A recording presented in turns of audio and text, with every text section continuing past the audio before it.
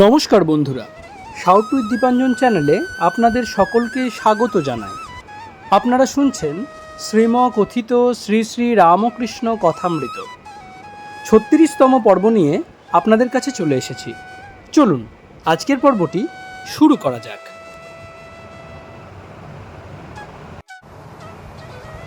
তব কথামৃতং তপ্ত জীবনং কবিভিরীরিতং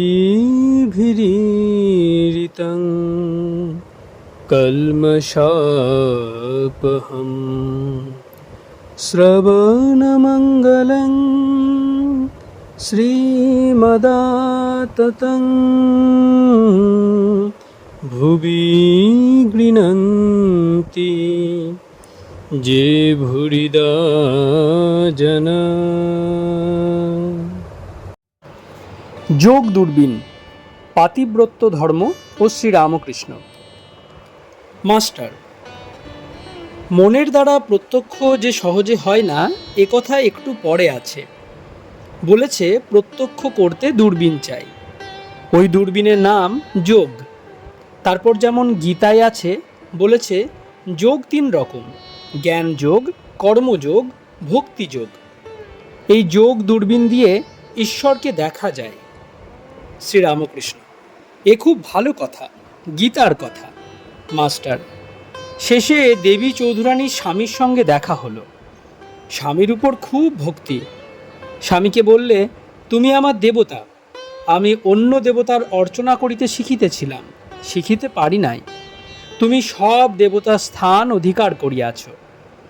শ্রীরামকৃষ্ণ সহাস্যে: শিখিতে পারি নাই, এর নাম পতিব্রতার ধর্ম, এও আছে। পাঠ সমাপ্ত হইল। ঠাকুর হাসিতেছেন, ভক্তেরা চাহিয়া আছেন ঠাকুর আবার কি বলেন। শ্রীরামকৃষ্ণ সহাস্যে কেদার ও অন্যান্য ভক্তদের প্রতি: এ একরকম মন্দ নয়, পতিব্রতা ধর্ম।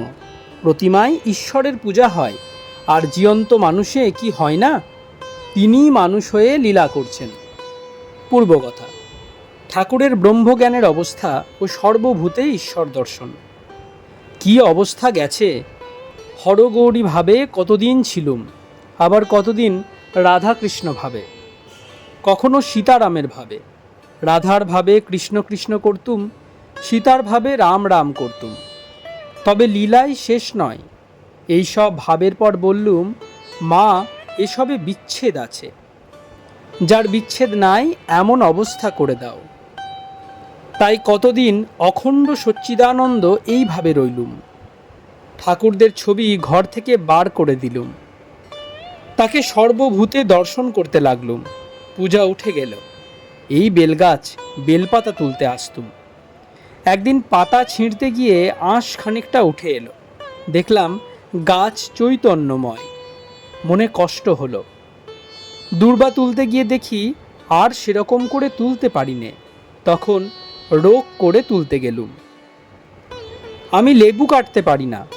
সেদিন অনেক কষ্টে জয়কালী বলে তার সম্মুখে বলির মতো করে তবে কাটতে পেরেছিলুম। একদিন ফুল তুলতে গিয়ে দেখিয়ে দিলে গাছে ফুল ফুটে আছে, যেন সম্মুখে বিরাট পূজা হয়ে গেছে। বিরাটের মাথায় ফুলের তোড়া। আর ফুল তোলা হলো না।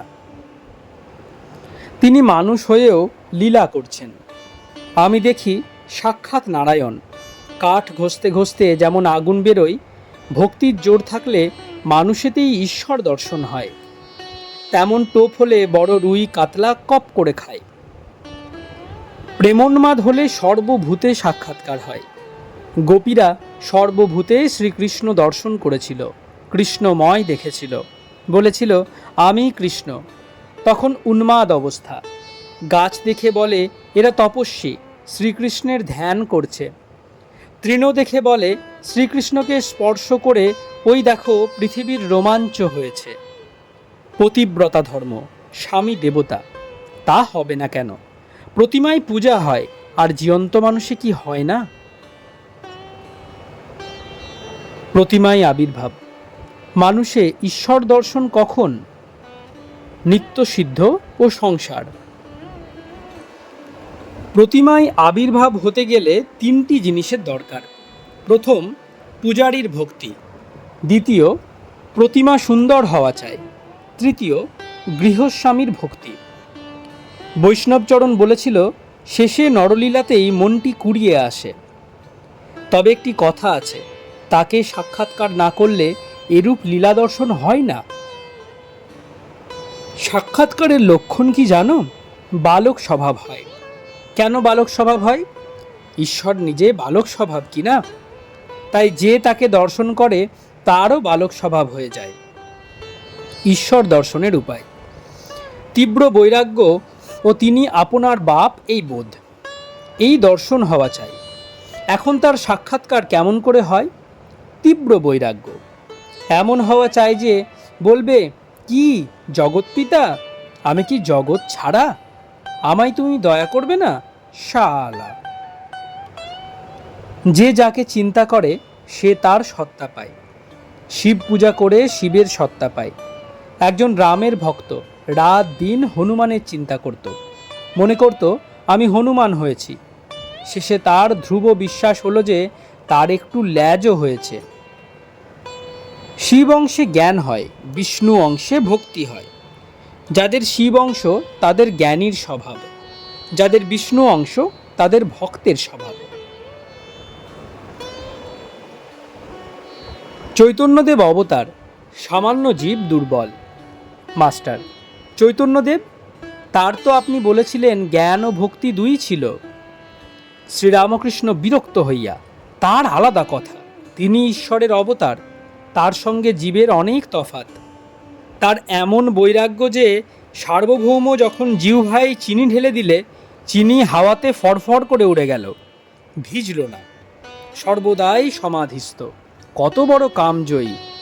জীবের সহিত তার তুলনা? সিংহ 12 বছরে একবার রমণ করে, কিন্তু মাংস খায়।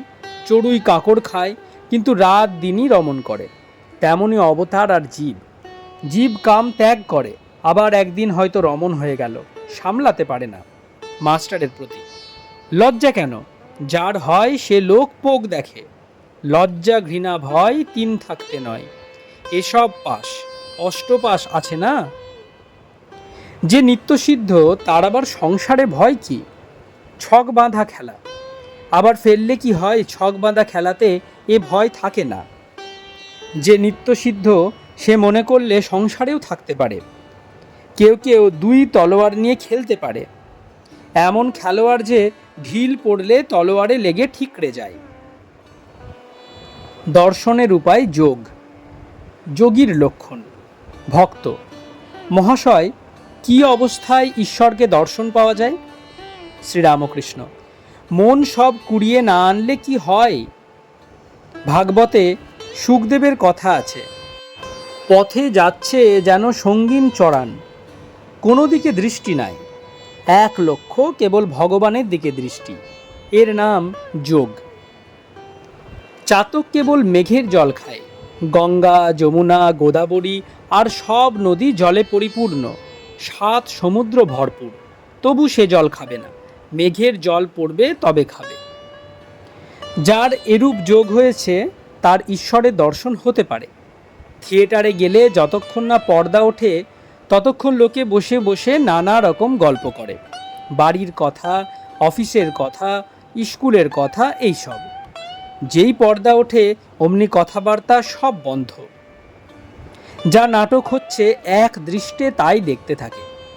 অনেকক্ষণ পরে যদি এক আধটা কথা হয় সে ওই নাটকেরই কথা। মাতাল মদ খাওয়ার পর কেবল আনন্দের কথাই কয়। চতুর্থ পরিচ্ছেদ, পঞ্চবটী মূলে শ্রীরামকৃষ্ণ। অবতারের অপরাধ নাই।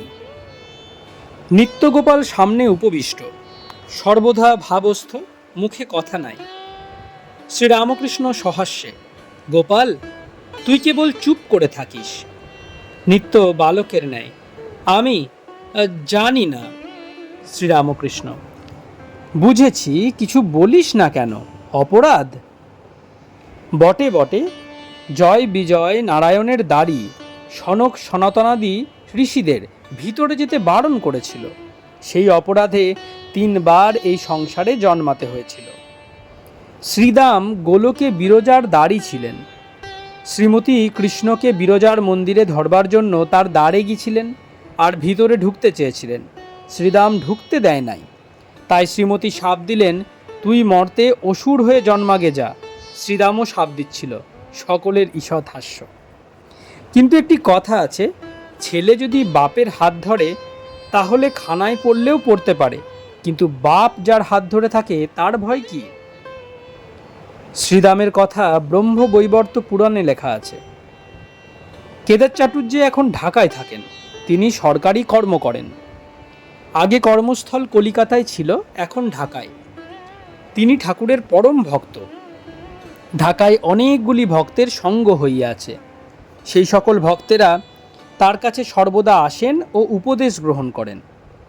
শুধু হাতে ভক্ত দর্শনে আসতে নেই, অনেকে মিষ্টান্নাদি আনেন ও কেদারকে নিবেদন করেন। সব রকম লোকের জন্য শ্রীরামকৃষ্ণের নানা রকম ভাব ও অবস্থা। কেদার অতি বিনীতভাবে, তাদের জিনিস কি খাবো? শ্রীরামকৃষ্ণ, যদি ঈশ্বরে ভক্তি করে দেয় তাহলে দোষ নাই, কামনা করে দিলে সে জিনিস ভালো নয়। কেদার, আমি তাদের বলেছি আমি নিশ্চিন্ত। আমি বলেছি যিনি আমায় কৃপা করেছেন তিনি সব জানেন। শ্রীরামকৃষ্ণ সহাস্যে, তা তো সত্য। এখানে সব রকম লোক আসে, তাই সব রকম ভাব দেখতে পাই। কেদার, আমার নানা বিষয় জানা দরকার নাই। শ্রীরামকৃষ্ণ সহাস্যে, না গো, সব একটু একটু চাই। যদি মুদির দোকান কেউ করে সব রকম রাখতে হয়। কিছু মুসুর ডালও চাই, হলো খানিকটা তেঁতুল, এসব রাখতে হয়। বাজনার যে ওস্তাদ, সে সব বাজনা কিছু কিছু বাজাতে পারে। ঠাকুর ঝাউতলায় বাজ্যে গেলেন।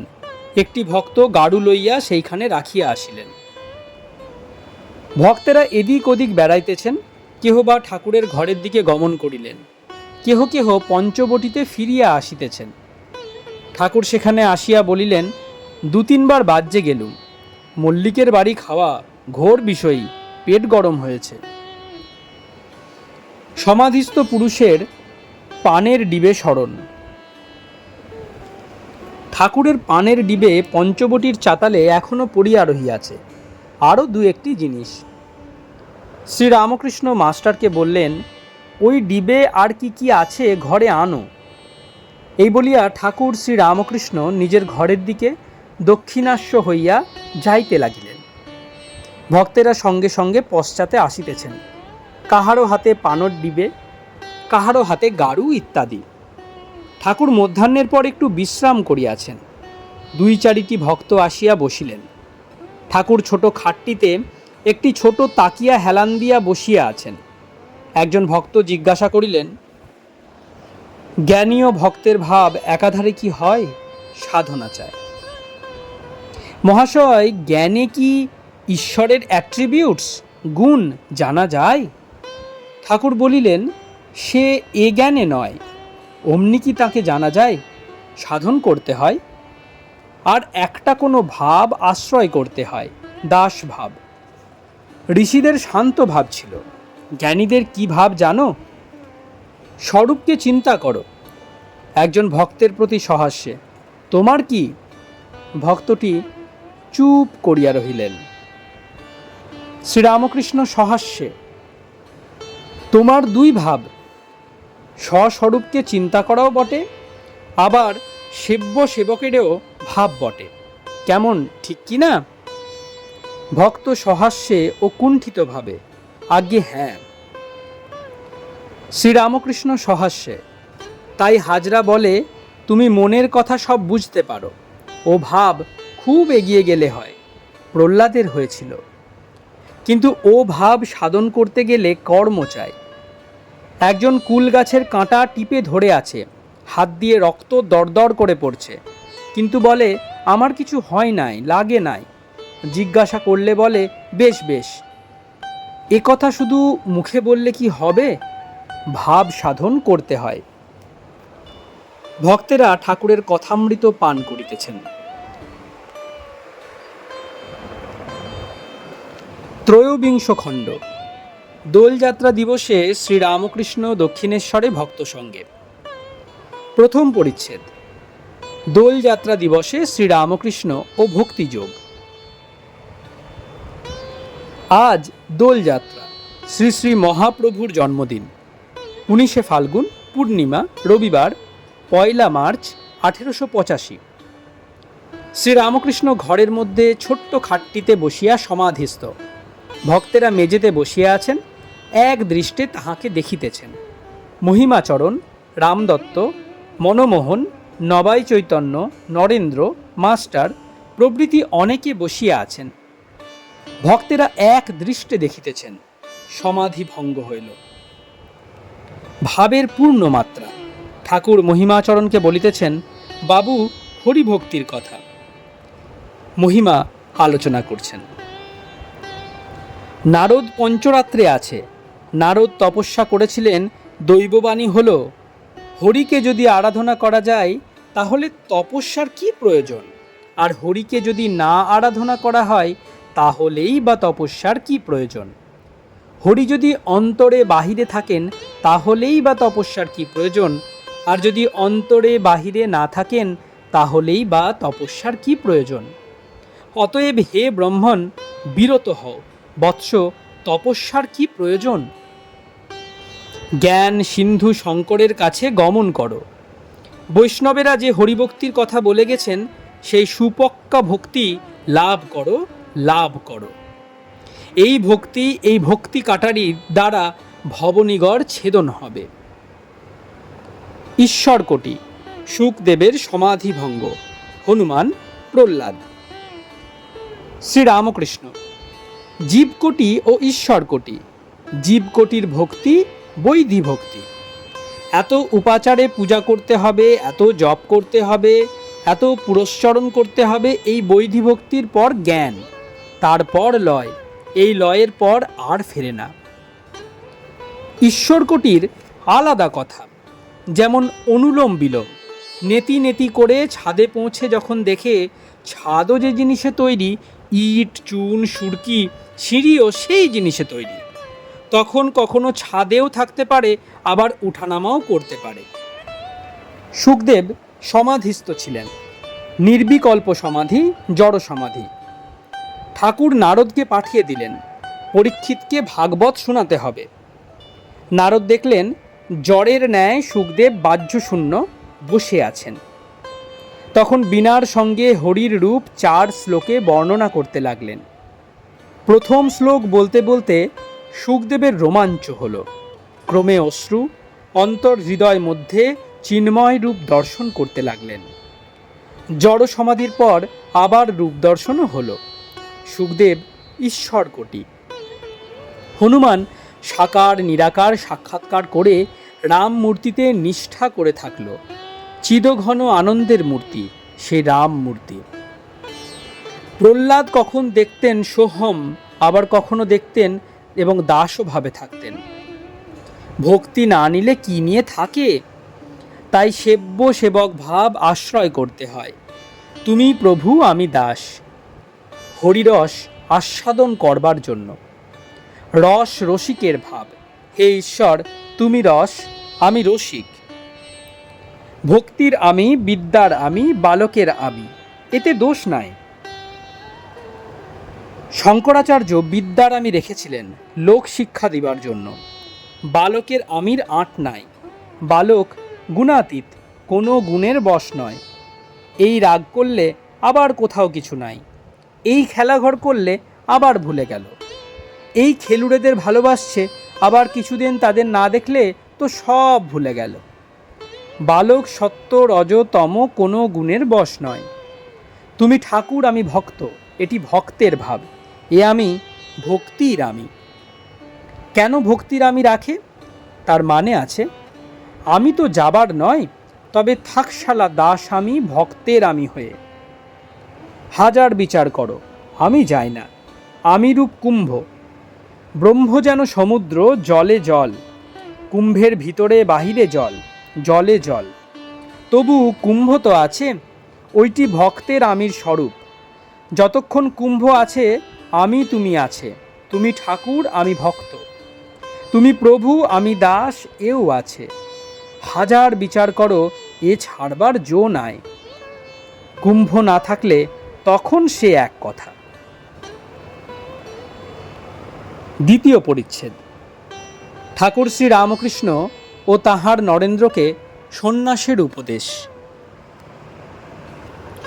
নরেন্দ্র আসিয়া প্রণাম করিয়া বসিলেন।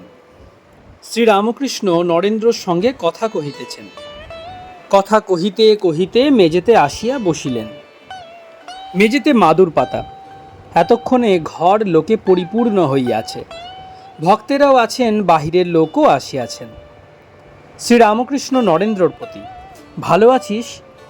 তুই নাকি গিরিশ ঘোষের ওখানে প্রায়ই যাস? নরেন্দ্র, আজ্ঞে হ্যাঁ, মাঝে মাঝে যাই। ঠাকুর শ্রী রামকৃষ্ণের নিকট গিরিশ কয় মাস হইল নূতন আসা যাওয়া করিতেছেন। ঠাকুর বলিলেন, গিরিশের বিশ্বাস আঁকড়ে পাওয়া যায় না। যেমন বিশ্বাস তেমনই অনুরাগ। বাড়িতে ঠাকুরের চিন্তায় সর্বদা মাতোয়ারা হয়ে থাকেন। নরেন্দ্র প্রায় যান। হরিপদ, দেবেন্দ্র ও অনেক ভক্ত তার বাড়িতে প্রায় যান। গিরিশ তাহাদের সঙ্গে কেবল ঠাকুরের কথাই কন।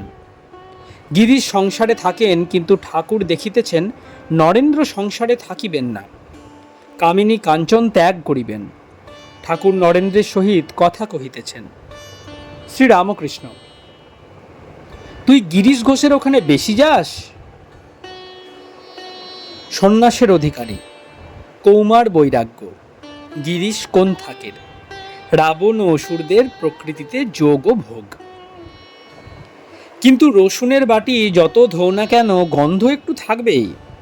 ছোকরারা শুদ্ধ আধার, কামিনী কাঞ্চন স্পর্শ করে নাই। অনেক দিন ধরে কামিনী কাঞ্চন ঘাঁটলে রসুনের গন্ধ হয়। যেমন কাকে ঠোকরানো আম, ঠাকুরদের দেওয়া যায় না। নিজেরও সন্দেহ। নূতন হাঁড়ি আর দই পাতা হাঁড়ি। দই পাতা হাঁড়িতে দুধ রাখতে ভয় হয়, প্রায় দুধ নষ্ট হয়ে যায়। ওরা থাক আলাদা, যোগও আছে, ভোগও আছে। যেমন রাবণের ভাব, নাগকন্যা দেবকন্যাও নেবে, রামকেও লাভ করবে। অসুররা নানা ভোগও করছে, আবার নারায়ণকেও লাভ করছে। নরেন্দ্র, গিরিশ ঘোষ আগেকার সঙ্গ ছেড়েছে। শ্রীরামকৃষ্ণ, বড়বেলায় দামড়া হয়েছে।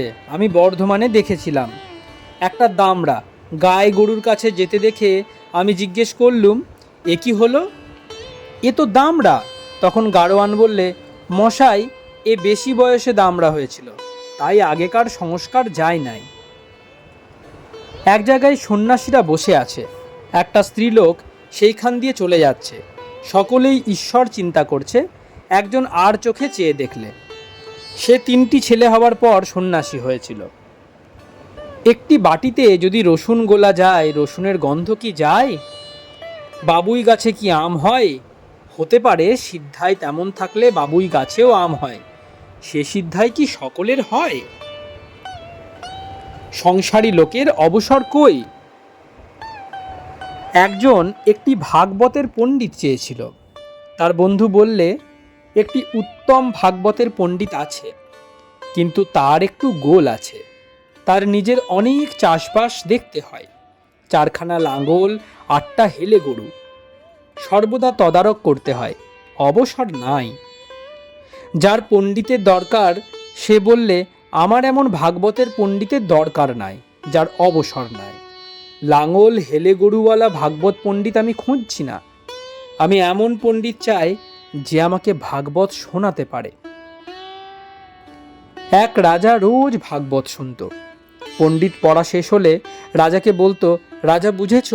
রাজাও রোজ বলে, আগে তুমি বোঝো। পণ্ডিত বাড়ি গিয়ে রোজ ভাবে, রাজা এমন কথা বলে কেন যে আগে তুমি বোঝো? লোকটা সাধন ভজন করত, ক্রমে চৈতন্য হলো। তখন দেখলে যে হরি পাদপদ্মই সার, আর সব মিথ্যা। সংসারে বিরক্ত হয়ে বেরিয়ে গেল। কেবল একজনকে পাঠালে রাজাকে বলতে যে, রাজা, এইবারে বুঝেছি। তবে কি এদের ঘৃণা করি? না, ব্রহ্মজ্ঞান তখন আনি। তিনি সব হয়েছেন, সকলেই নারায়ণ, সব জনই মাতৃজনী। তখন বেশ্যা ও সতীলক্ষ্মীতে কোনো প্রভেদ দেখি না। সব কলাইয়ের ডালের খদ্দের, রূপ ও ঐশ্বর্যের বশ। কি বলবো, সব দেখছি কলাইয়ের ডালের খদ্দের। কামিনী কাঞ্চন ছাড়তে চায় না।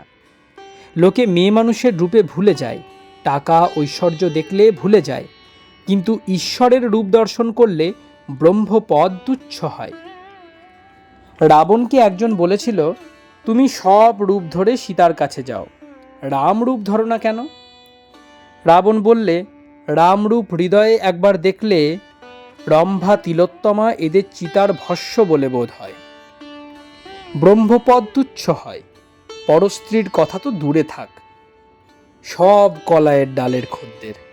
শুদ্ধ আধার না হলে ঈশ্বরে শুদ্ধা ভক্তি হয় না, এক লক্ষ্য হয় না, নানা দিকে মন থাকে। নেপালি মেয়ে ঈশ্বরের দাসী, সংসারীর দাসত্ব। মনমোহনের প্রতি, তুমি রাগই করো আর যাই করো। রাখালকে বললুম, ঈশ্বরের জন্য গঙ্গায় ঝাঁপ দিয়ে মরেছিস এ কথা বরং শুনব, তবু কারোর দাসত্ব করিস, চাকরি করিস এ কথা যেন না শুনি। নেপালের একটি মেয়ে এসেছিল, বেশ এসরাজ বাজিয়ে গান করলে, হরিনাম গান। কেউ জিজ্ঞাসা করলে, তোমার বিবাহ হয়েছে? তা বললে, আবার কার দাসী হব, এক ভগবানের দাসী আমি। কামিনী কাঞ্চনের ভিতর থেকে কি করে হবে? অনাসক্ত হওয়া বড় কঠিন। একদিকে মেঘের দাস, একদিকে টাকার দাস, আর একদিকে মনিবের দাস, তাদের চাকরি করতে হয়। একটি ফকির বনে কুটির করে থাকত। তখন আকবর শাহ দিল্লির বাদশাহ। ফকিরটির কাছে অনেকে আসত। অতিথি সৎকার করতে তার বড় ইচ্ছা হয়। একদিন ভাবলে যে টাকা কড়ি না হলে কেমন করে অতিথি সৎকার হয়, তবে যাই একবার আকবর শাহর কাছে। সাধু ফকিরের অবারিত দ্বার। আকবর শাহ যখন নামাজ পড়ছিলেন, ফকির নামাজের ঘরে গিয়ে বসল। দেখলে আকবর শাহ নামাজের শেষে বলছে, হে আল্লাহ, ধন দাও, দৌলত দাও, আরো কত কি। এই সময় ফকিরটি উঠে নামাজের ঘর থেকে চলে যাবার উদ্যোগ করতে লাগলো। আকবর শাহ ইশারা করে বসতে বললেন। নামাজ শেষ হলে বাদশাহ জিজ্ঞাসা করলেন, আপনি এসে বসলেন, আবার চলে যাচ্ছেন? ফকির বললে, সে আর মহারাজের শুনে কাজ নাই, আমি চললুম। বাদশাহ অনেক জিদ করাতে ফকির বললে, আমার ওখানে অনেকে আসে, তাই কিছু টাকা প্রার্থনা করতে এসেছিলাম। আকবর বললে, তবে চলে যাচ্ছিলেন কেন? ফকির বললে, যখন দেখলুম তুমিও ধন দৌলতের ভিখারি, তখন মনে করলুম যে ভিখারির কাছে আর চেয়ে কি হবে, চাইতে হয়তো আল্লাহর কাছে চাইব। পূর্বকথা। হৃদয় মুখুজ্জের হাঁকডাক, ঠাকুরের সত্যগুণের অবস্থা। নরেন্দ্র। গিরিশ ঘোষ এখন কেবল এইসব চিন্তাই করে। শ্রীরামকৃষ্ণ। সে খুব ভালো, তবে এত গালাগাল মুখ খারাপ করে কেন? সে অবস্থা আমার নয়। বাজ পড়লে ঘরের মোটা জিনিস তত নড়ে না, কিন্তু সারসি ঘটঘট করে। আমার সে অবস্থা নয়। সত্যগুণের অবস্থায় হইচই সহ্য হয় না। হৃদে তাই চলে গেল, মা রাখলেন না। শেষাশেষি বড় বাড়িয়েছিল, আমায় গালাগালি দিত, হাঁক ডাক করত। নরেন্দ্র কি অবতার বলেন? নরেন্দ্র ত্যাগীর থাক। নরেন্দ্রের পিতৃবিয়োগ। গিরিশ ঘোষ যা বলে তোর সঙ্গে কি মিলল? নরেন্দ্র। আমি কিছু বলি নাই, তিনিই বলেন, তার অবতার বলে বিশ্বাস। আমি আর কিছু বললাম না। শ্রীরামকৃষ্ণ। কিন্তু খুব বিশ্বাস, দেখেছিস? ভক্তেরা এক দৃষ্টে দেখিতেছেন। ঠাকুর নিচেই মাদুরের উপর বসিয়া আছেন, কাছে মাস্টার, সম্মুখে নরেন্দ্র, চতুর্দিকে ভক্তগণ। ঠাকুর একটু চুপ করিয়া নরেন্দ্রকে সস্নেহে দেখিতেছেন। কিয়ৎক্ষণ পরে নরেন্দ্রকে বলিলেন, বাবা, কামিনী কাঞ্চন ত্যাগ না হলে হবে না। বলিতে বলিতে ভাব পূর্ণ হইয়া উঠিলেন। সেই করুণা মাখা সস্নেহ দৃষ্টি, তাহার সঙ্গে ভাবন্মত্ত হইয়া গান ধরিলেন। কথা বলতে ডরাই, না বললেও ডরাই, মনে সন্দেহ হয় পাছে তোমা ধনে হারাই হারাই। আমরা জানি যে মন তোর দিব তোকে সেই মন তোর, এখন মন তোর আমরা যে মন্ত্রে বিপদেতে তরি তরাই। শ্রীরামকৃষ্ণের যেন ভয়, বুঝি নরেন্দ্র আর কাহারও হইল, আমার বুঝি হল না। নরেন্দ্র অশ্রুপূর্ণ লোচনে চাহিয়া আছেন। বাহিরের একটি ভক্ত ঠাকুরকে দর্শন করিতে আসিয়াছিলেন, তিনিও কাছে বসিয়া সমস্ত দেখিতেছিলেন ও শুনিতেছিলেন। ভক্ত: মহাশয়, কামিনী কাঞ্চন যদি ত্যাগ করতে হবে তবে গৃহস্থ কি করবে? শ্রীরামকৃষ্ণ: তা তুমি করো না, আমাদের অমনি একটা কথা হয়ে গেল। গৃহস্থ ভক্তের প্রতি অভয়দান ও উত্তেজনা। মহিমাচরণ চুপ করিয়া বসিয়া আছেন, মুখে কথাটি নাই। শ্রীরামকৃষ্ণ মহিমার প্রতি: এগিয়ে পড়ো, আরও আগে যাও, চন্দন কাঠ পাবে, আরও আগে যাও, রূপার খনি পাবে, আরও এগিয়ে যাও, সোনার খনি পাবে, আরও এগিয়ে যাও, হিরে মানিক পাবে, এগিয়ে পড়ো। মহিমা: আগে টেনে রাখে যে, এগুতে দেয় না। শ্রীরামকৃষ্ণ সহাস্যে: কেন, লাগাম কাটো, তার নামের গুণে কাটো, কালী নামেতে কালপাশ কাটে। নরেন্দ্র পিতৃবিয়োগের পর সংসারে বড় কষ্ট পাইতেছেন, তাহার উপর অনেক তাল যাইতেছে। ঠাকুর মাঝে মাঝে নরেন্দ্রকে দেখিতেছেন। ঠাকুর বলিতেছেন, তুই কি চিকিৎসক হয়েছিস? শত মারি ভবেদ্বৈদ, সহস্র মারি চিকিৎসক। সকলের হাস্য। ঠাকুর কি বলিতেছেন, নরেন্দ্রের এই বয়সে অনেক দেখাশোনা হইল, সুখ দুঃখের সঙ্গে অনেক পরিচয় হইল। নরেন্দ্র ঈষৎ হাসিয়া চুপ করিয়া রহিলেন। তৃতীয় পরিচ্ছেদ। শ্রী শ্রী দোলযাত্রা। শ্রীরামকৃষ্ণের রাধাকান্ত ও মা কালীকে ও ভক্তদিগের গায়ে আবির প্রদান।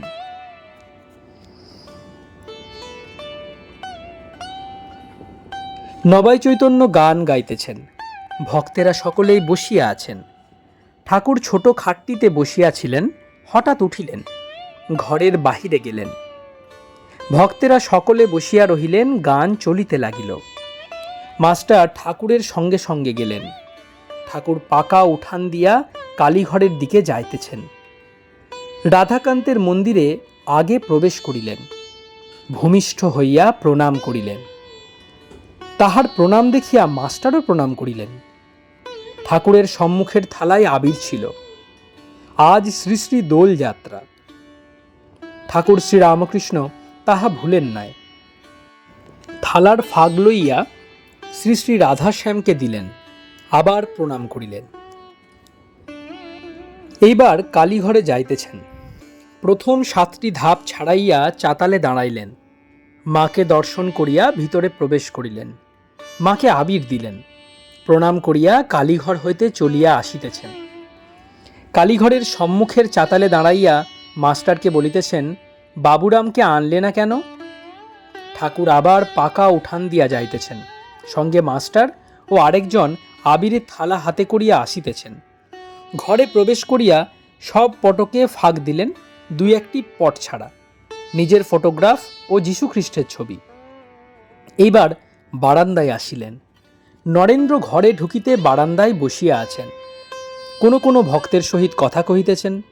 ঠাকুর নরেন্দ্রর গায়ে ফাঁক দিলেন। ঘরে ঢুকিতেছেন, মাস্টার সঙ্গে আসিতেছেন, তিনিও আবির প্রসাদ পাইলেন। ঘরে প্রবেশ করিলেন, যত ভক্তদের গায়ে আবির দিলেন। সকলেই প্রণাম করিতে লাগিলেন। অপরাহ্ন হইল। ভক্তেরা এদিক ওদিক বেড়াইতে লাগিলেন। ঠাকুর মাস্টারের সঙ্গে চুপি চুপি কথা কহিতেছেন, কাছে কেহ নাই। ছোকরা ভক্তদের কথা কহিতেছেন, বলছেন, আচ্ছা সবাই বলে বেশ ধ্যান হয়, পল্টুর ধ্যান হয় না কেন? নরেন্দ্রকে তোমার কিরকম মনে হয়? বেশ সরল, তবে সংসারের অনেক তাল পড়েছে, তাই একটু চাপা, ও থাকবে না। ঠাকুর মাঝে মাঝে বারান্দায় উঠিয়া যাইতেছেন। নরেন্দ্র একজন বেদান্তবাদীর সঙ্গে বিচার করছেন। ক্রমে ভক্তরা আবার ঘরে আসিয়া জুটিতেছেন। মহিমাচরণকে স্তব পাঠ করিতে বলিলেন। তিনি মহানির্বাণতন্ত্র তৃতীয় উল্লাস হইতে স্তব বলিতেছেন। গৃহস্থের প্রতি অভয়। আরও দু একটি স্তবের পর মহিমাচরণ শঙ্করাচার্যের স্তব বলিতেছেন। তাহাতে সংসার কূপের, সংসার গহনের কথা আছে। মহিমাচরণ সংসারী ভক্ত।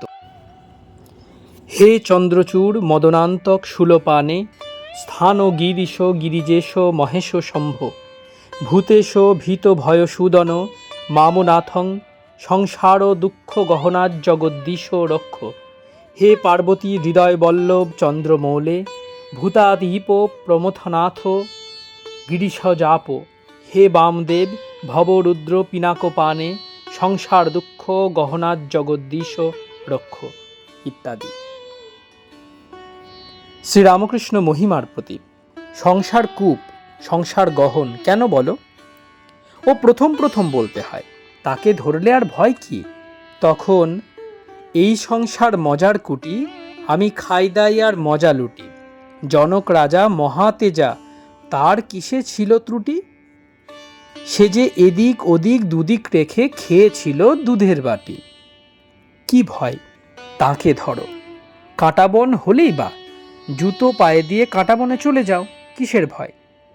যে বুড়ি ছই সে কি আর চোর হয়? জনক রাজা দুখানা তলোয়ার ঘোরাত, একখানা জ্ঞানের, একখানা কর্মের। পাকা খেলোয়াড়ের কিছু ভয় নাই। এই রূপ ঈশ্বরীয় কথা চলিতেছে। ঠাকুর ছোট খাটটিতে বসিয়া আছেন। খাটের পাশে মাস্টার বসিয়া আছেন। ঠাকুর মাস্টারকে ও যা বললে তাইতে টেনে রেখেছে। ঠাকুর মহিমাচরণের কথা বলিতেছেন ও তাহার কথিত ব্রহ্মজ্ঞান বিষয়ক শ্লোকের কথা। নবাই চৈতন্য ও অন্যান্য ভক্তেরা আবার গাইতেছেন। এবার ঠাকুর যোগদান করিলেন, আর ভাবে মগ্ন হইয়া সংকীর্তন মধ্যে নৃত্য করিতে লাগিলেন। কীর্তনান্তে ঠাকুর বলিতেছেন, এই কাজ হল আর সব মিথ্যা, প্রেম ভক্তি বস্তু আর সব অবস্তু। চতুর্থ পরিচ্ছেদ। দোলযাত্রা দিবসে শ্রীরামকৃষ্ণ গুহ্য কথা। বৈকাল হইয়াছে, ঠাকুর পঞ্চবটিতে গিয়াছেন। মাস্টারকে বিনোদের কথা জিজ্ঞাসা করিতেছেন। বিনোদ মাস্টারের স্কুলে পড়িতেন। বিনোদের ঈশ্বর চিন্তা করে মাঝে মাঝে ভাবাবস্থা হয়, তাই ঠাকুর শ্রীরামকৃষ্ণ তাহাকে ভালোবাসেন। এইবার ঠাকুর মাস্টারের সহিত কথা কহিতে কহিতে ঘরে ফিরিতেছেন। বকুলতলার ঘাটের কাছে আসিয়া বলিলেন, আচ্ছা, এই যে কেউ কেউ অবতার বলছে, তোমার কি বোধ হয়? কথা কহিতে কহিতে ঘরে আসিয়া পড়িলেন। চটি জুতো খুলিয়া ছোট খাটটিতে বসিলেন। খাটের পূর্ব দিকের পাশে একখানি পাপোশ আছে। মাস্টার তাহার উপর বসিয়া কথা কহিতেছেন। ঠাকুর ওই কথা আবার জিজ্ঞাসা করিতেছেন। অন্যান্য ভক্তেরা একটু দূরে বসিয়া আছেন। তাহারা এ সকল কথা কিছু বুঝিতে পারিতেছেন না। শ্রীরামকৃষ্ণ, তুমি কি বলো? মাস্টার, আগে আমারও তাই মনে হয়, যেমন চৈতন্যদেব ছিলেন। শ্রীরামকৃষ্ণ, পূর্ণ না অংশ না কলা? ওজন বলো না। মাস্টার, আজ্ঞা ওজন বুঝতে পারছি না, তবে তার শক্তি অবতীর্ণ হয়েছেন, তিনি তো আছেনই। শ্রীরামকৃষ্ণ, হ্যাঁ, চৈতন্যদেব শক্তি চেয়েছিলেন। ঠাকুর কিয়ৎক্ষণ চুপ করিয়া রহিলেন, পরে বলিতেছেন, কিন্তু ষড়ভুজ? মাস্টার ভাবিতেছেন, চৈতন্যদেব ষড়ভুজ হয়েছিলেন, ভক্তেরা দেখিয়াছিলেন। ঠাকুর একথা উল্লেখ কেন করিলেন? পূর্ব কথা। ঠাকুরের উন্মাদ ও মার কাছে ক্রন্দন, তর্ক বিচার ভালো লাগে না। ভক্তেরা অদূরে ঘরের ভিতর বসিয়া আছেন। নরেন্দ্র বিচার করিতেছেন। রামদত্ত সবে অসুখ থেকে সেরে এসেছেন, তিনিও নরেন্দ্রের সঙ্গে ঘোর তর্ক করছেন। ঠাকুর দেখিতেছেন। শ্রীরামকৃষ্ণ মাস্টারের প্রতি, আমার এসব বিচার ভালো লাগে না। রামের প্রতি, থামো, তোমার একে অসুখ। আচ্ছা, আস্তে আস্তে। মাস্টারের প্রতি, আমার এসব ভালো লাগে না। আমি কাঁদতুম আর বলতুম, মা এ বলছে এই, ও বলছে আর এক রকম, কোনটা সত্য তুই আমায় বলে দে। চতুর্বিংশ খণ্ড। শ্রীরামকৃষ্ণের কলিকাতায় ভক্ত মন্দিরে আগমন। শ্রীযুক্ত গিরিশ ঘোষের বাটিতে উৎসব, প্রথম পরিচ্ছেদ। ঠাকুর শ্রীরামকৃষ্ণ বলরামের বাটিতে অন্তরঙ্গ সঙ্গে। নরেন্দ্র, মাস্টার, যোগিন, বাবুরাম, রাম, ভবনাথ, বলরাম, চুনি। শুক্রবার বৈশাখের শুক্লা দশমী, 24শে এপ্রিল 1885 খ্রিস্টাব্দ। ঠাকুর শ্রীরামকৃষ্ণ আজ কলিকাতায় আসিয়াছেন। মাস্টার আন্দাজ বেলা 1টার সময় বলরামের বৈঠকখানায় গিয়া দেখেন ঠাকুর নিদ্রিত, দুই একটি ভক্ত কাছে বিশ্রাম করিতেছেন। মাস্টার এক পার্শ্বে বসিয়া সেই সুপ্ত বালক মূর্তি দেখিতেছেন, ভাবিতেছেন কি আশ্চর্য এই মহাপুরুষ, ইনিও প্রাকৃত লোকের ন্যায় নিদ্রায় অভিভূত হইয়া শুইয়া আছেন, ইনিও জীবের ধর্ম স্বীকার করিয়াছেন। মাস্টার আস্তে আস্তে একখানি পাখা লইয়া হাওয়া করিতেছেন। কিছুক্ষণ পরে ঠাকুর শ্রীরামকৃষ্ণের নিদ্রা ভঙ্গ হইল। এলো থেলো হইয়া তিনি উঠিয়া বসিলেন। মাস্টার ভূমিষ্ঠ হইয়া তাহাকে প্রণাম ও তাহার পদধূলি গ্রহণ করিলেন। শ্রীরামকৃষ্ণের প্রথম অসুখের সঞ্চার, এপ্রিল 1885। শ্রীরামকৃষ্ণ মাস্টারের প্রতি সস্নেহে, ভালো আছো? কে জানে বাপু, আমার গলায় বিচি হয়েছে, শেষ রাত্রে বড় কষ্ট হয়। কিসে ভালো হয় বাপু? চিন্তিত হইয়া, আমের অম্বল করেছিল, সব একটু একটু খেলুম। মাস্টারের প্রতি, তোমার পরিবার কেমন আছে? সেদিন কাহিল দেখলুম, ঠান্ডা একটু একটু দেবে। মাস্টার, আজ্ঞা, ডাব ডাব? শ্রীরামকৃষ্ণ, হ্যাঁ, মিশ্রি শরবত দেওয়া ভালো। মাস্টার, আমি রবিবার বাড়ি গিয়েছি। শ্রীরামকৃষ্ণ, বেশ করেছ, বাড়িতে থাকা তোমার সুবিধে, বাপ টাপ সকলে আছে, তোমায় সংসার তত দেখতে হবে না। কথা কহিতে কহিতে ঠাকুরের মুখ শুকাইতে লাগিল। তখন বালকের ন্যায় জিজ্ঞাসা করিতেছেন মাস্টারের প্রতি, আমার মুখ শুকুচ্ছে। সবাইয়ের কি মুখ শুকুচ্ছে? মাস্টার, যোগিনবাবু, তোমার কি মুখ শুকুচ্ছে? যোগীন্দ্র, না, বোধহয় ওর গরম হয়েছে। এড়েদার যোগীন ঠাকুরের অন্তরঙ্গ, একজন ত্যাগী ভক্ত। ঠাকুর এলো থেলো হয়ে বসে আছেন, ভক্তেরা কেহ কেহ হাসিতেছেন। শ্রীরামকৃষ্ণ, যেন মাই দিতে বসেছি, সকলের হাস্য। আচ্ছা, মুখ শুকুচ্ছে, তা নাশপাতি খাবো কি জামরুল? বাবুরাম, তাই বরং আনি গে জামরুল। শ্রীরামকৃষ্ণ, তোর আর রৌদ্রে গিয়ে কাজ নাই। মাস্টার পাখা করিতেছিলেন। শ্রীরামকৃষ্ণ, থাক, তুমি অনেকক্ষণ। মাস্টার, আগে কষ্ট হচ্ছে না? শ্রীরামকৃষ্ণ সস্নেহে, হচ্ছে না? মাস্টার নিকটবর্তী একটি স্কুলে অধ্যাপনা কার্য করেন। তিনি 1টার সময় পড়ানো হইতে কিঞ্চিত অবসর পাইয়া আসিয়াছিলেন। এবার স্কুলে আবার যাইবার জন্য গাত্রোত্থান করিলেন ও ঠাকুরের পাদও বন্দনা করিলেন। শ্রীরামকৃষ্ণ মাস্টারের প্রতি, এক্ষুনি যাবে? একজন ভক্ত, স্কুলের এখনো ছুটি হয় নাই, উনি মাঝে একবার এসেছিলেন। শ্রীরামকৃষ্ণ হাসিতে হাসিতে, যেমন গিন্নি 7-8টি ছেলে বিয়েন, সংসারে রাত দিন কাজ, আবার ওর মধ্যে এক একবার এসে স্বামীর সেবা করে যায়। সকলের হাস্য। দ্বিতীয় পরিচ্ছেদ। শ্রীযুক্ত বলরামের বাটিতে অন্তরঙ্গ সঙ্গে। 4টের পর স্কুলের ছুটি হইল। মাস্টার বলরামবাবুর বাহিরের ঘরে আসিয়া দেখেন ঠাকুর সহাস্য বদন বসিয়া আছেন। সংবাদ পাইয়া একে একে ভক্তগণ আসিয়া জুটিতেছেন। ছোট নরেন ও রাম আসিয়াছেন, নরেন্দ্র আসিয়াছেন। মাস্টার প্রণাম করিয়া আসন গ্রহণ করিলেন। বাটির ভিতর হইতে বলরাম থালাই করিয়া ঠাকুরের জন্য মোহনভোগ পাঠাইয়াছেন, কেননা ঠাকুরের গলায় বিচি হইয়াছে। শ্রীরামকৃষ্ণ মোহনভোগ দেখিয়া নরেন্দ্রের প্রতি, ওরে মাল এসেছে, মাল মাল, খা খা। সকলের হাস্য। ক্রমে বেলা পড়িতে লাগিল। ঠাকুর গিরিশের বাড়ি যাইবেন, সেখানে আজ উৎসব। ঠাকুরকে লইয়া গিরিশ উৎসব করিবেন। ঠাকুর বলরামের দ্বিতল ঘর হইতে নামিতেছেন, সঙ্গে মাস্টার, পশ্চাতে আরও দু একটি ভক্ত। দেউড়ির কাছে আসিয়া দেখেন একটি হিন্দুস্থানি ভিখারি গান গাহিতেছে। রাম নাম শুনিয়া ঠাকুর দাঁড়াইলেন। দক্ষিণাস্য। দেখিতে দেখিতে মন অন্তর্মুখ হইতেছে। এইরূপভাবে খানিকক্ষণ দাঁড়াইয়া রহিলেন। মাস্টারকে বলিলেন, বেশ সুর। একজন ভক্ত ভিক্ষুককে 4টি পয়সা দিলেন। ঠাকুর বোসপাড়ার গলিতে প্রবেশ করিয়াছেন। হাসিতে হাসিতে মাস্টারকে বললেন, হ্যাঁ গা, কি বলে? পরমহংসের ফৌজ আসছে? সারারা বলে কি? সকলের হাস্য। তৃতীয় পরিচ্ছেদ। অবতার ও সিদ্ধ পুরুষের প্রভেদ, মহিমা ও গিরিশের বিচার। ভক্ত সঙ্গে ঠাকুর গিরিশের বাহিরের ঘরে প্রবেশ করিলেন।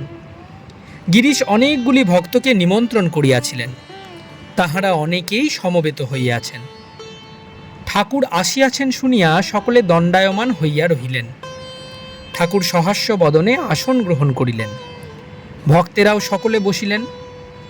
গিরিশ, মহিমাচরণ, রাম, ভবনাথ ইত্যাদি অনেক ভক্ত আসিয়াছিলেন। এছাড়া ঠাকুরের সঙ্গে অনেকে আসিলেন, বাবুরাম, যোগিন, 2 নরেন্দ্র, চুনি, বলরাম ইত্যাদি। শ্রীরামকৃষ্ণ মহিমাচরণের প্রতি। গিরিশ ঘোষকে বললুম, তোমার নাম করে একজন লোক আছে গভীর, তোমার 1 হাঁটু জল। তা এখন যা বলেছি মিলিয়ে দাও দেখি। তোমরা দুজন বিচার করো, কিন্তু রফা করো না। সকলের হাস্য। মহিমাচরণ ও গিরিশের বিচার হইতে লাগিল। একটু আরম্ভ হইতে না হইতে রাম বলিলেন, ওসব থাক, কীর্তন হোক। শ্রীরামকৃষ্ণ রামের প্রতি, না না, এর অনেক মানে আছে। এরা ইংলিশম্যান, এরা কি বলে দেখি। মহিমাচরণের মত, সকলেই শ্রীকৃষ্ণ হতে পারে, সাধন করিতে পারিলেই হইল। গিরিশের মত, শ্রীকৃষ্ণ অবতার, মানুষ 1000 সাধন করুক, অবতারের মতো হইতে পারিবে না। মহিমাচরণ, কিরকম জানেন? যেমন বেলগাছটা আম গাছ হতে পারে, প্রতিবন্ধক পথ থেকে গেলেই হলো। যোগের প্রক্রিয়া দ্বারা প্রতিবন্ধক চলে যায়। গিরিশ, তা মশাই যাই বলুন, যোগের প্রক্রিয়াই বলুন আর যাই বলুন, সেটি হতে পারে না। কৃষ্ণই কৃষ্ণ হতে পারেন। যদি সেই সব ভাব, মনে করুন রাধার ভাব কারোর ভিতরে থাকে, তবে সে ব্যক্তি সেই, অর্থাৎ সে ব্যক্তি রাধা স্বয়ং। শ্রীকৃষ্ণের সমস্ত ভাব যদি কারো ভিতর দেখতে পায়, তখন বুঝতে হবে শ্রীকৃষ্ণকেই দেখছি। মহিমাচরণ বিচার বেশি দূর লইয়া যাইতে পারিলেন না। অবশেষে একরকম গিরিশের কথায় সায় দিলেন। মহিমাচরণ গিরিশের প্রতি, হ্যাঁ মশাই, 2ই সত্য। জ্ঞানপথ সেও তাঁর ইচ্ছা, আবার প্রেম ও ভক্তি তাঁর ইচ্ছা। ইনি যেমন বলেন ভিন্ন পথ দিয়ে এক জায়গাতেই পৌঁছানো যায়। শ্রীরামকৃষ্ণ মহিমার প্রতি একান্তে, কেমন, ঠিক বলছি না? মহিমা, আজ্ঞে, যা বলেছেন 2ই সত্য। শ্রীরামকৃষ্ণ, আপনি দেখলে ওর কি বিশ্বাস, জল খেতে ভুলে গেল। আপনি যদি না মানতে, তাহলে টুটি ছিঁড়ে খেত, যেমন কুকুরে মাংস খায়। তা বেশ হলো, দুজনের পরিচয় হলো, আর আমারও অনেকটা জানা হলো। চতুর্থ পরিচ্ছেদ। ঠাকুর কীর্তন আনন্দে। কীর্তনিয়া দলবলের সহিত উপস্থিত, ঘরের মাঝখানে বসিয়া আছে। ঠাকুরের ইঙ্গিত হইলেই কীর্তন আরম্ভ হয়। ঠাকুর অনুমতি দিলেন। রাম শ্রীরামকৃষ্ণের প্রতি, আপনি বলুন এরা কি গাইবে? শ্রীরামকৃষ্ণ, আমি কি বলবো? একটু চিন্তা করিয়া, আচ্ছা, অনুরাগ। কীর্তনিয়া পূর্ব রাগ গাইতেছেন। আরে মোর গোড়া দ্বিজমণি, রাধা রাধা বলি কাঁদে লোটাই ধরণী। রাধা নাম জপে গোড়া পরম যতনে, সুরধুনি ধারা বহে অরুণ নয়নে। ক্ষণে ক্ষণে গোড়া অঙ্গ ভূমে গড়ি যায়, রাধা নাম বলি ক্ষণে ক্ষণে মোরছায়। পুলকে পুরলো তনু গদ গদ বোল, বাসু কহে গোড়া কেন এত উতরল। কীর্তন চলিতে লাগিল। যমুনা তটে প্রথম কৃষ্ণ দর্শন অবধি শ্রীমতীর অবস্থা সখীগণ বলিতেছেন। ঘরের বাহিরে দণ্ডে শতবার তিলে তিলে আইসে যায়, মন উচাটন নিঃশ্বাস সঘন কদম্ব কাননে চায়। রায় এমন কেনে বা হইল, গুরু দুরুজন ভয় নাহি মন, কোথা বা কি দেব পাইল, সদাই চঞ্চল বসন অঞ্চল সম্বরণ নাহি করে, বসি বসি থাকি উঠয়ে চমকি ভূষণ খসিয়া পড়ে। বয়সে কিশোরী রাজার কুমারী তাহে কুলবধূ বালা, কিবা অভিলাষে আছয়ে লালসে না বুঝি তাহার ছলা। তাহার চরিতে হেন বুঝি চিতে হাত বাড়াইল চাঁদে, চণ্ডীদাস কয় করি অনুনয় ঠেকেছে কালিয়া ফাঁদে। কীর্তন চলিতে লাগিল।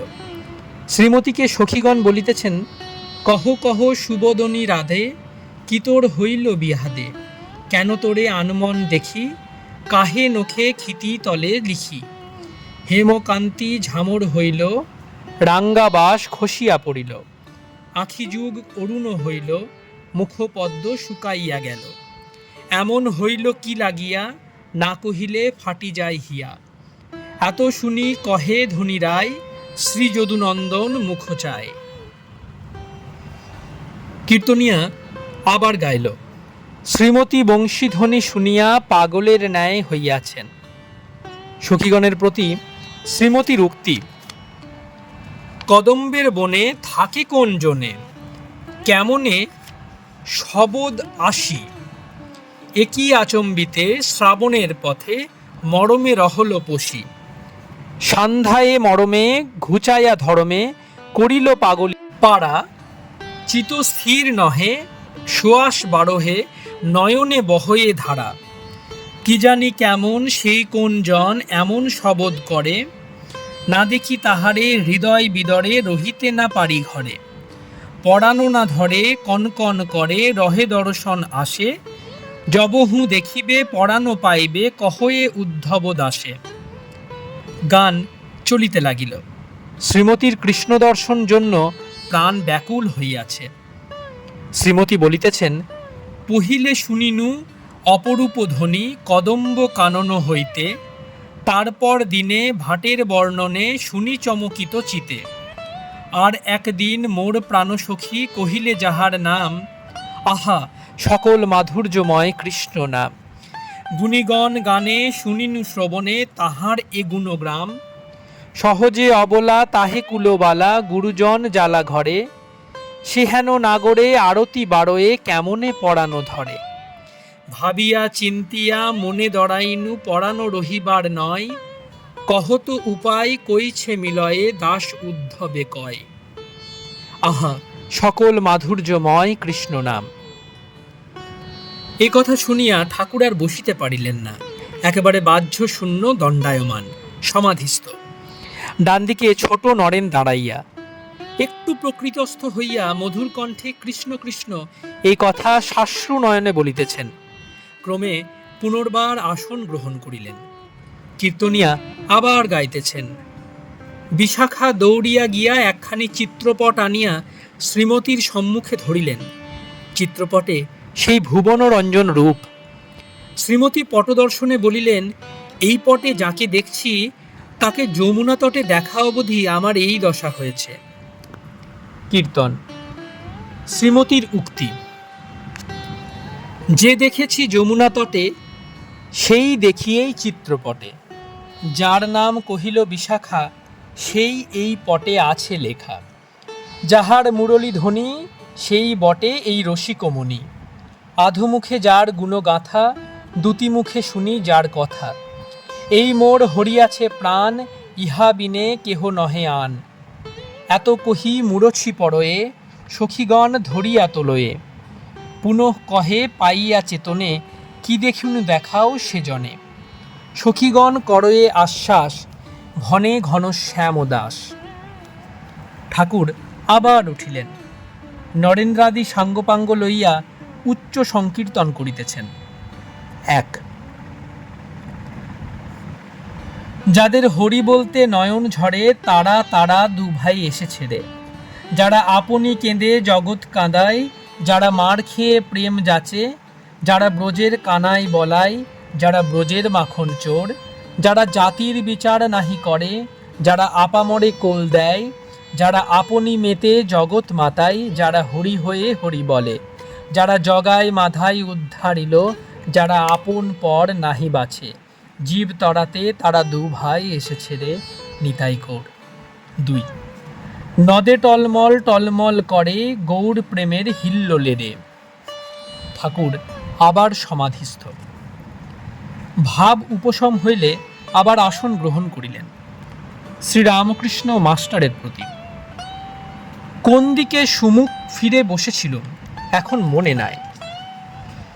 5ম পরিচ্ছেদ। শ্রীরামকৃষ্ণ ও নরেন্দ্র হাজরার কথা। ছলরূপী নারায়ণ। ঠাকুর ভাব উপশমের পর ভক্ত সঙ্গে কথা কহিতেছেন। নরেন্দ্র শ্রীরামকৃষ্ণের প্রতি। হাজরা এখন ভালো হয়েছে। শ্রীরামকৃষ্ণ। তুই জানিস নি এমন লোক আছে বগলে ইট মুখে রাম রাম বলে। নরেন্দ্র। আজ্ঞা না, সব জিজ্ঞাসা করলুম, তা সে বলেন না। শ্রীরামকৃষ্ণ। তার নিষ্ঠা আছে, একটু জপ টপ করে, কিন্তু অমন, গাড়োয়ানকে ভাড়া দেয় না। নরেন্দ্র। আজ্ঞে না, সে বলে তো দিয়েছি। শ্রীরামকৃষ্ণ। কোথা থেকে দেবে? নরেন্দ্র। রামলাল টামলালের কাছ থেকে দিয়েছে বোধ হয়। শ্রীরামকৃষ্ণ। তুই সব কথা জিজ্ঞাসা কি করেছিস? মাকে প্রার্থনা করেছিলাম, মা, হাজরা যদি ছল হয় এখান থেকে সরিয়ে দাও। ওকে সেই কথা বলেছিলাম। ও কিছুদিন পরে এসে বলে, দেখলে আমি এখনো রয়েছি। ঠাকুরের ও সকলের হাস্য। কিন্তু তারপরে চলে গেল। হাজরার মা রামলালকে দিয়ে বলে পাঠিয়েছিল হাজরাকে একবার রামলালের খুড়োমশাই যেন পাঠিয়ে দেন। আমি কেঁদে কেঁদে চোখে দেখতে পাই না। আমি হাজরাকে অনেক করে বললুম, বুড়ো মা, একবার দেখা দিয়ে এসো। তা কোনো মতে গেল না। তার মা শেষে কেঁদে কেঁদে মরে গেল। নরেন্দ্র। এবারে দেশে যাবে। শ্রীরামকৃষ্ণ। এখন দেশে যাবে? ঢ্যাম না শালা। দূর দূর, তুই বুঝিস না। গোপাল বলেছে সিটিতে হাজরা কদিন ছিল, তারা চাল ঘি সব জিনিস দিত। তা বলেছিল, এ ঘি এ চাল কি আমি খাই? ভাটপাড়ায় ঈশেনের সঙ্গে গিয়েছিল। ঈশেনকে নাকি বলেছে বাজ্যে যাবার জল আনতে। এই বামুনরা সব রেগে গিয়েছিল। নরেন্দ্র। জিজ্ঞাসা করেছিলুম, তা সে বলে ঈশানবাবু এগিয়ে দিতে গিয়েছিল। আর ভাটপাড়ায় অনেক বামুনের কাছে মানও হয়েছিল। শ্রীরামকৃষ্ণ হাসিতে হাসিতে। ওইটুকু জপ তপের ফল। আর কি জানো, অনেকটা লক্ষণে হয়। বেটে ডোব কাটা কাটা গা ভালো লক্ষণ নয়, অনেক দেরিতে জ্ঞান হয়। ভবনাথ। থাক থাক ওসব কথাই। শ্রীরামকৃষ্ণ। তা নয়, নরেন্দ্রের প্রতি। তুই নাকি লোক চিনিস, তাই তোকে বলছি। আমি হাজরাকে ও সকলকে কীরকম জানি জানিস? আমি জানি যেমন সাধুরূপী নারায়ণ, তেমনি ছলরূপী নারায়ণ, লুচ্চরূপী নারায়ণ। মহিমাচরণের প্রতি। কি বলো গো, সকলই নারায়ণ। মহিমাচরণ।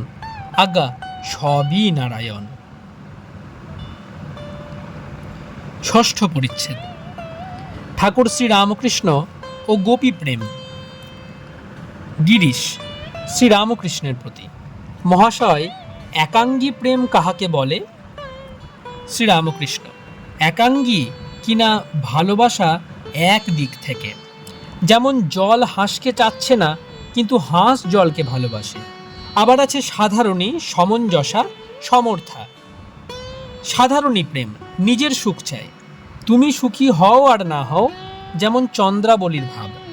আবার সমঞ্জসা, আমারও সুখ হোক তোমারও হোক, এ খুব ভালো অবস্থা, সকলের উচ্চ অবস্থা, সমর্থা। যেমন শ্রীমতীর, কৃষ্ণ সুখে সুখী, তুমি সুখে থাকো, আমার যাই হোক। গোপীদের এই ভাব বড় উচ্চ ভাব। গোপীরা কে জানো? রামচন্দ্র বনে বনে ভ্রমণ করতে করতে ৬০ সহস্র ঋষি বসেছিলেন। তাদের দিকে একবার চেয়ে দেখেছিলেন সস্নেহে। তারা রামচন্দ্রকে দেখবার জন্য ব্যাকুল হয়েছিলেন। কোনো কোনো পুরাণে আছে তারাই গোপী।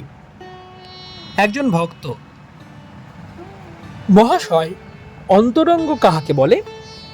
শ্রীরামকৃষ্ণ: কিরকম জানো? যেমন নাট মন্দিরের ভিতরের থাম, বাইরের থাম, যারা সর্বদা কাছে থাকে তারাই অন্তরঙ্গ। জ্ঞানযোগ ও ভক্তিযোগের সমন্বয়। ভরদ্বাজাদি ও রাম, পূর্বকথা। অরূপ দর্শন, সাকার ত্যাগ, শ্রী শ্রী মা দক্ষিণেশ্বরে। শ্রীরামকৃষ্ণ মহিমাচরণের প্রতি: কিন্তু জ্ঞানী রূপও চায় না, অবতারও চায় না। রামচন্দ্র বনে যেতে যেতে কতগুলি ঋষিদের দেখতে পেলেন।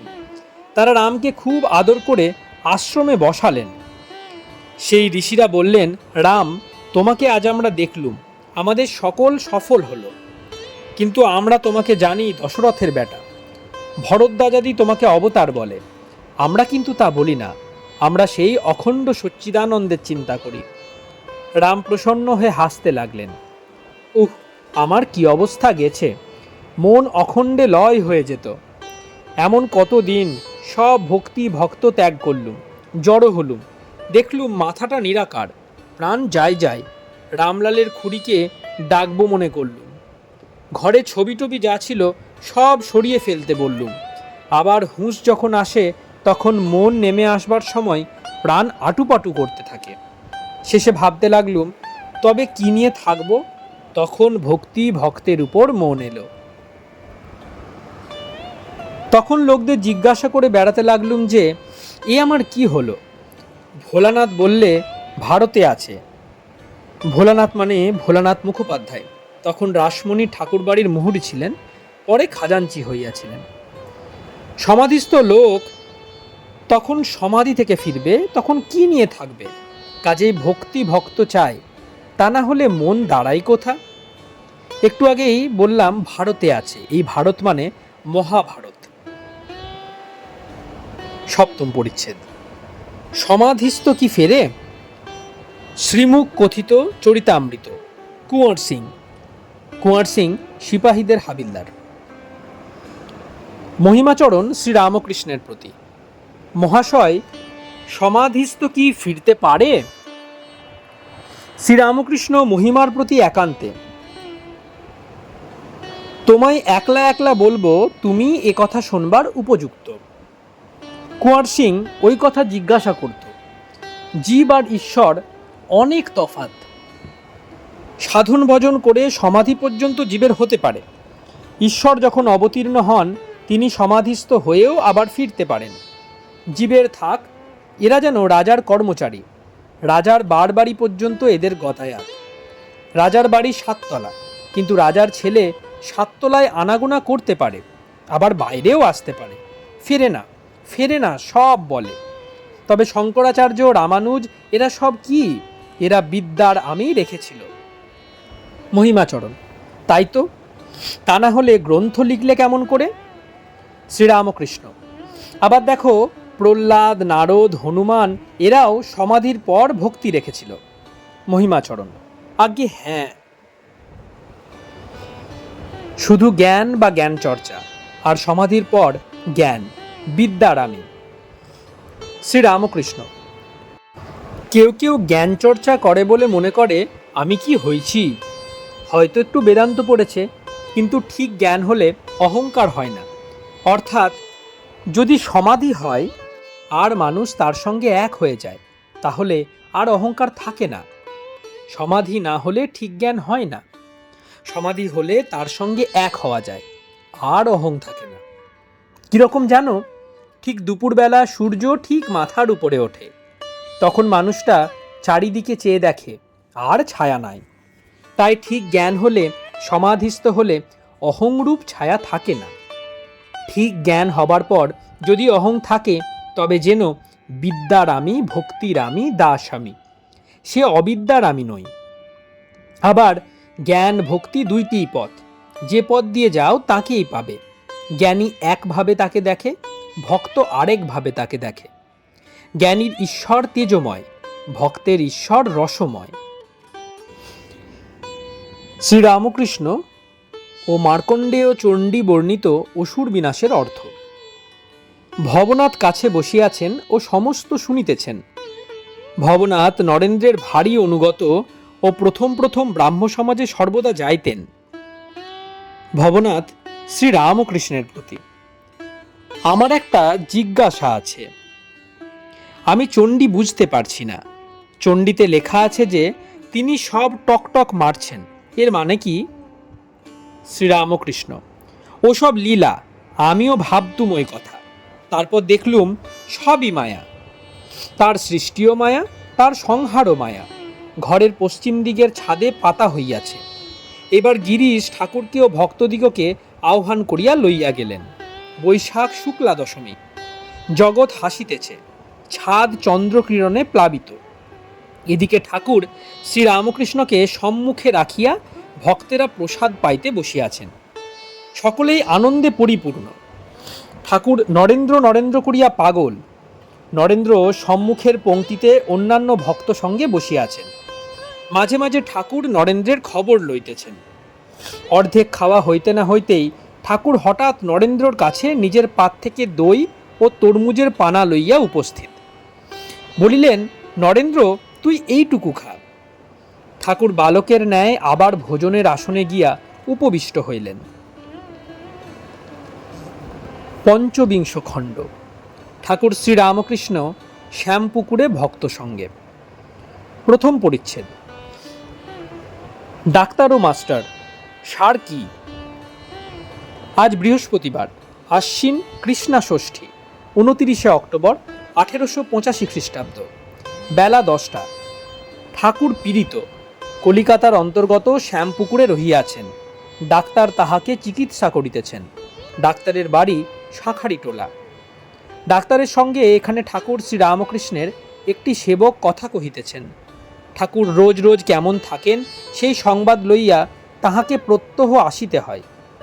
ডাক্তার: দেখো, বিহারীর এক কথা বলে, গোথে স্পিরিট অর্থাৎ সূক্ষ্ম শরীর বেরিয়ে গেলে আবার তাই দেখছে। কি আশ্চর্য কথা! মাস্টার: পরমহংসদেব বলেন, ওসব কথায় আমাদের কি দরকার? আমরা পৃথিবীতে এসেছি যাতে ঈশ্বরের পাদপদ্মে ভক্তি হয়। তিনি বলেন, একজন একটা বাগানে আম খেতে গিয়েছিল। সে একটা কাগজ আর পেন্সিল নিয়ে কত গাছ, কত ডাল, কত পাতা গুনে গুনে লিখতে লাগলো। বাগানের একজন লোকের সঙ্গে দেখা হলে সে বললে, তুমি কি করছো আর এখানে এসেছই বা কেন? তখন সে লোকটি বললে, এখানে কত গাছ, কত ডাল, কত পাতা, তাই গুনছি। এখানে আম খেতে এসেছি। বাগানের লোকটি বললে, আম খেতে এসেছো তা আম খেয়ে যাও, তোমার অত শত কত পাতা কত ডাল এসব কাজ কি? ডাক্তার: পরমহংস সারটা নিয়েছে দেখছি।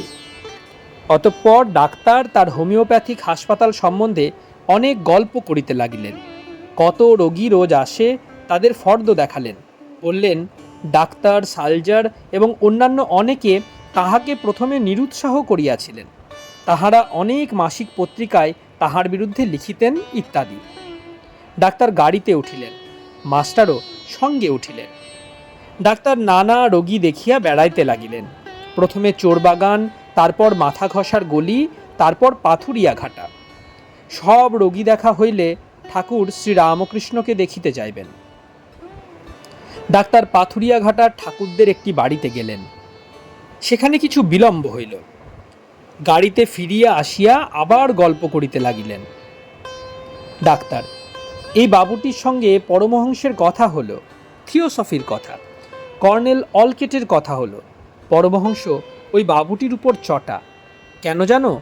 এ বলে, আমি সব জানি। মাস্টার: না, চটা হবেন কেন? তবে শুনেছি একবার দেখা হয়েছিল। তা পরমহংসদেব ঈশ্বরের কথা বলছিলেন, তখন ইনি বলেছিলেন বটে যে হ্যাঁ, ও সব জানি। ডাক্তার: এ বাবুটি সায়েন্স অ্যাসোসিয়েশনে 32,500 টাকা দিয়েছেন। গাড়ি চলিতে লাগিল। বড়বাজার হইয়া ফিরিতেছে। ডাক্তার ঠাকুরের সেবা সম্বন্ধে কথা কহিতে লাগিলেন। ডাক্তার: তোমাদের কি ইচ্ছা একে দক্ষিণেশ্বরে পাঠানো? মাস্টার: না, তাতে ভক্তদের বড় অসুবিধা। কলকাতায় থাকলে সর্বদা যাওয়া আসা যায়, দেখতে পারা যায়। ডাক্তার, এতে তো অনেক খরচ হচ্ছে। মাস্টার, ভক্তদের সেজন্য কোনো কষ্ট নাই, তারা যাতে সেবা করতে পারেন এই চেষ্টা করছেন।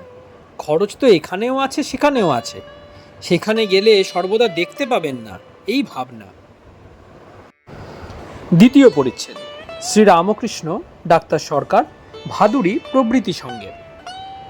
ডাক্তার সরকার, ভাদুড়ি, দোকরি, ছোট নরেন, মাস্টার, শ্যাম বসু। ডাক্তার ও মাস্টার শ্যামপুকুরে আসিয়া একটি দ্বিতল গৃহে উপস্থিত হইলেন। সেই গৃহের বাহিরের উপর বারান্দাওয়ালা দুটি ঘর আছে, একটি পূর্ব পশ্চিমে ও অপরটি উত্তর দক্ষিণে দীর্ঘ। তাহার প্রথম ঘরটিতে গিয়া দেখেন ঠাকুর শ্রীরামকৃষ্ণ বসিয়া আছেন। ঠাকুর সহাস্য, কাছে ডাক্তার ভাদুড়ি ও অনেকগুলি ভক্ত। ডাক্তার হাত দেখিলেন ও পীড়ার অবস্থা সমস্ত অবগত হইলেন। ক্রমে ঈশ্বর সম্বন্ধীয় কথা হইতে লাগিল। ভাদুড়ি, কথাটা কি জানো, সব স্বপ্নবৎ। ডাক্তার, সবই ডিলিউশন, ভ্রম। তবে কার ডিলিউশন আর কেন ডিলিউশন? আর সব্বাই কথাই বা কয় কেন ডিলিউশন জেনেও? I can not believe that god is real and creation is Unreal. ঈশ্বর সত্য আর তার সৃষ্টি মিথ্যা, এ বিশ্বাস করিতে পারি না। সোহং ও দাস ভাব, জ্ঞান ও ভক্তি। শ্রীরামকৃষ্ণ, এ বেশ ভাব, তুমি প্রভু আমি দাস। যতক্ষণ দেহ সত্য বলে বোধ আছে, আমি তুমি আছে, ততক্ষণ সেব্য সেবক ভাবই ভালো। আমি সেই, এ বুদ্ধি ভালো নয়। আর কি জানো, এক পাশ থেকে ঘরকে দেখছি এও যা, আর ঘরের মধ্যে থেকে ঘরকে দেখছি সেও তাই। ভাদুড়ি ডাক্তারের প্রতি, এসব কথা যা বললুম বেদান্তে আছে, শাস্ত্রটাস্ত্র দেখো তবে তো। ডাক্তার, কেন, ইনি কি শাস্ত্র দেখে বিদ্বান হয়েছেন? আর ইনিও তো ওই কথা বলেন, শাস্ত্র না পড়লে হবে না। শ্রীরামকৃষ্ণ, ওগো, আমি শুনেছি কত। ডাক্তার, শুধু শুনলে কত ভুল থাকতে পারে, তুমি শুধু শোনো নাই। আবার অন্য কথা চলিতে লাগিল। ইনি পাগল, ঠাকুরের পায়ের ধুলা দেওয়া। শ্রীরামকৃষ্ণ ডাক্তারের প্রতি, আপনি নাকি বলেছ ইনি পাগল, তাই এরা মাস্টার ইত্যাদির দিকে দেখাইয়া তোমার কাছে যেতে চায় না। ডাক্তার, মাস্টারের দিকে দৃষ্টিপাত করিয়া, কই, তবে অহংকার বলেছি। তুমি লোককে পায়ের ধুলা দিতে দাও কেন? মাস্টার, তা না হলে লোকে কাঁদে। ডাক্তার, তাদের ভুল বুঝিয়ে দেওয়া উচিত। মাস্টার, কেন, সর্বভূতে নারায়ণ। ডাক্তার, তাতে আমার আপত্তি নাই, সব্বাইকে করো। মাস্টার, কোনো কোনো মানুষে বেশি প্রকাশ। জল সব জায়গায় আছে, কিন্তু পুকুরে, নদীতে, সমুদ্রের প্রকাশ। আপনি ফ্যারাডেকে যত মানবেন, নূতন ব্যাচেলর অফ সায়েন্সকে কি তত মানবেন? ডাক্তার, তাতে আমি রাজি আছি, তবে গড বলো কেন? মাস্টার, আমরা পরস্পর নমস্কার করি কেন? সকলের হৃদয়ের মধ্যে নারায়ণ আছেন। আপনি ওসব বিষয় বেশি দেখেন নাই, ভাবেন নাই। শ্রীরামকৃষ্ণ ডাক্তারের প্রতি, কোনো কোনো জিনিসে বেশি প্রকাশ।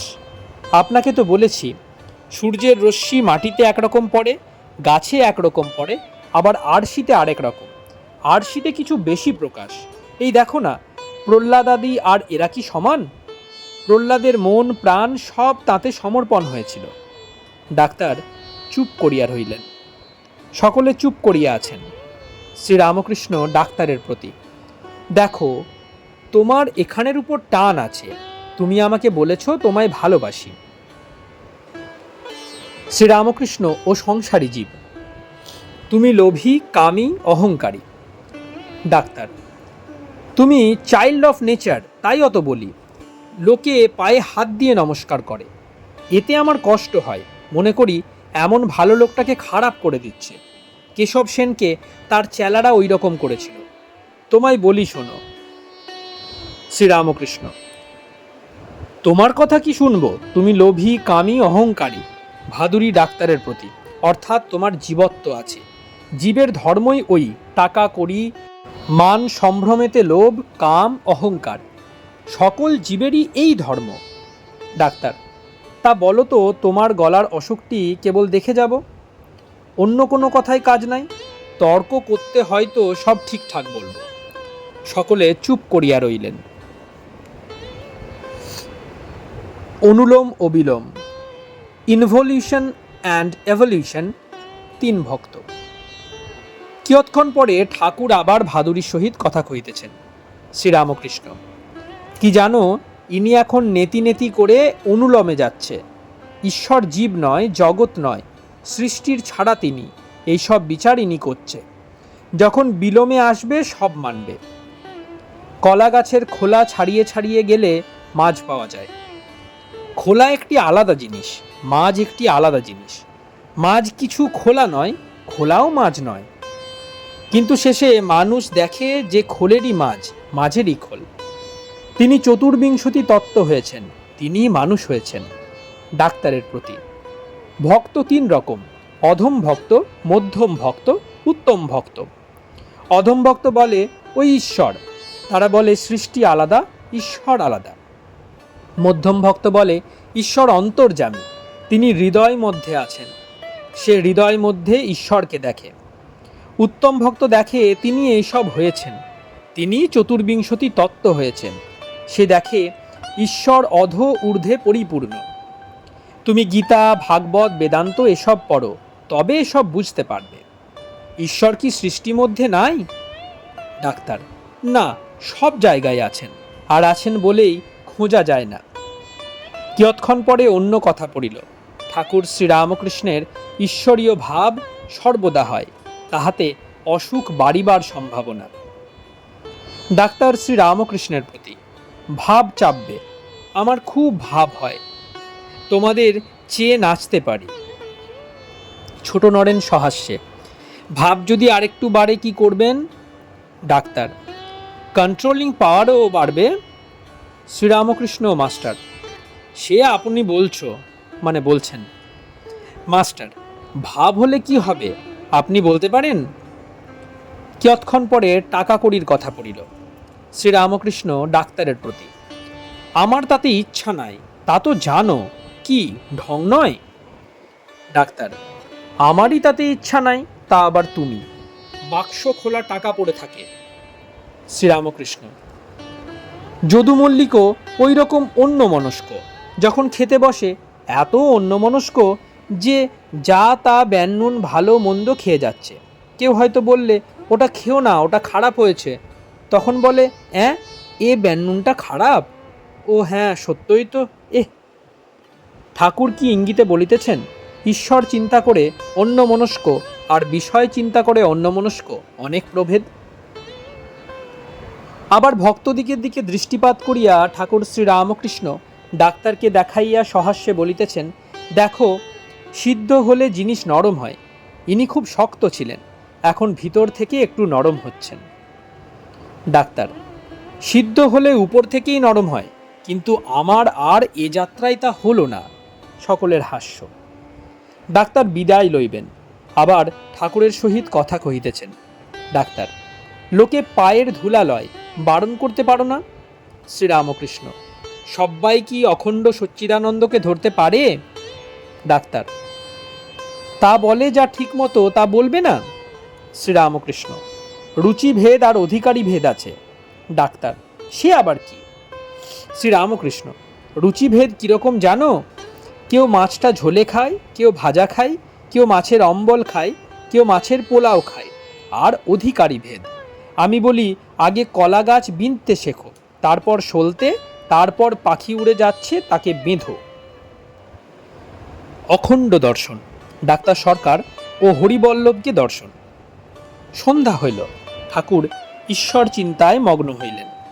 এত অসুখ, কিন্তু অসুখ যেন এক ধারে পড়িয়া রহিল।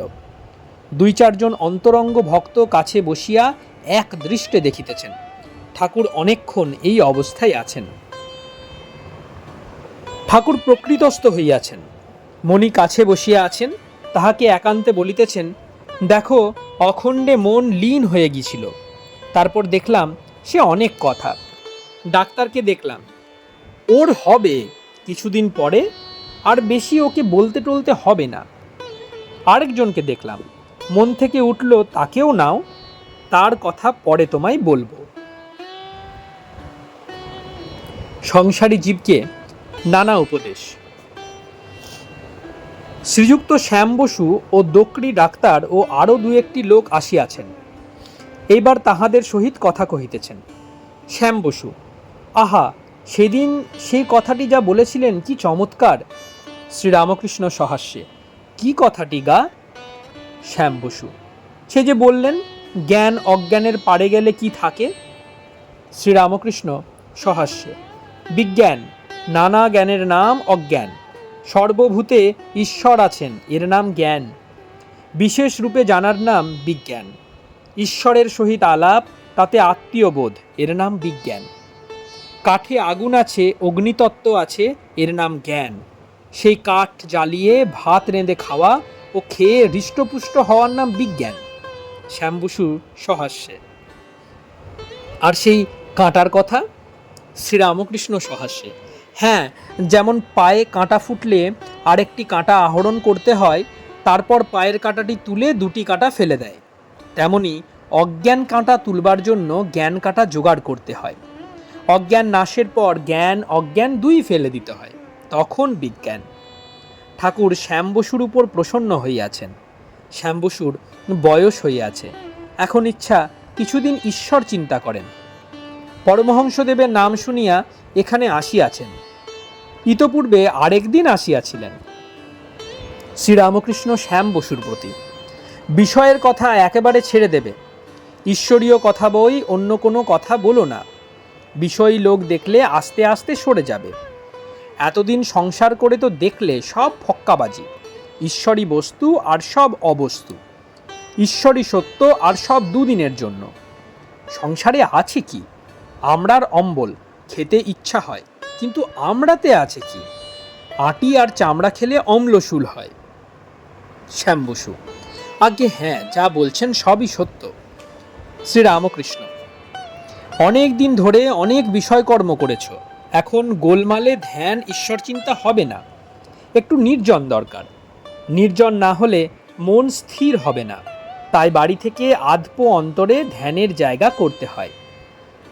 শ্যামবাবু একটু চুপ করিয়া রহিলেন, যেন কি চিন্তা করিতেছেন।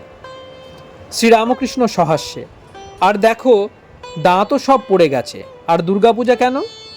সকলের হাস্য। একজন বলেছিল, আর দুর্গাপূজা করো না কেন?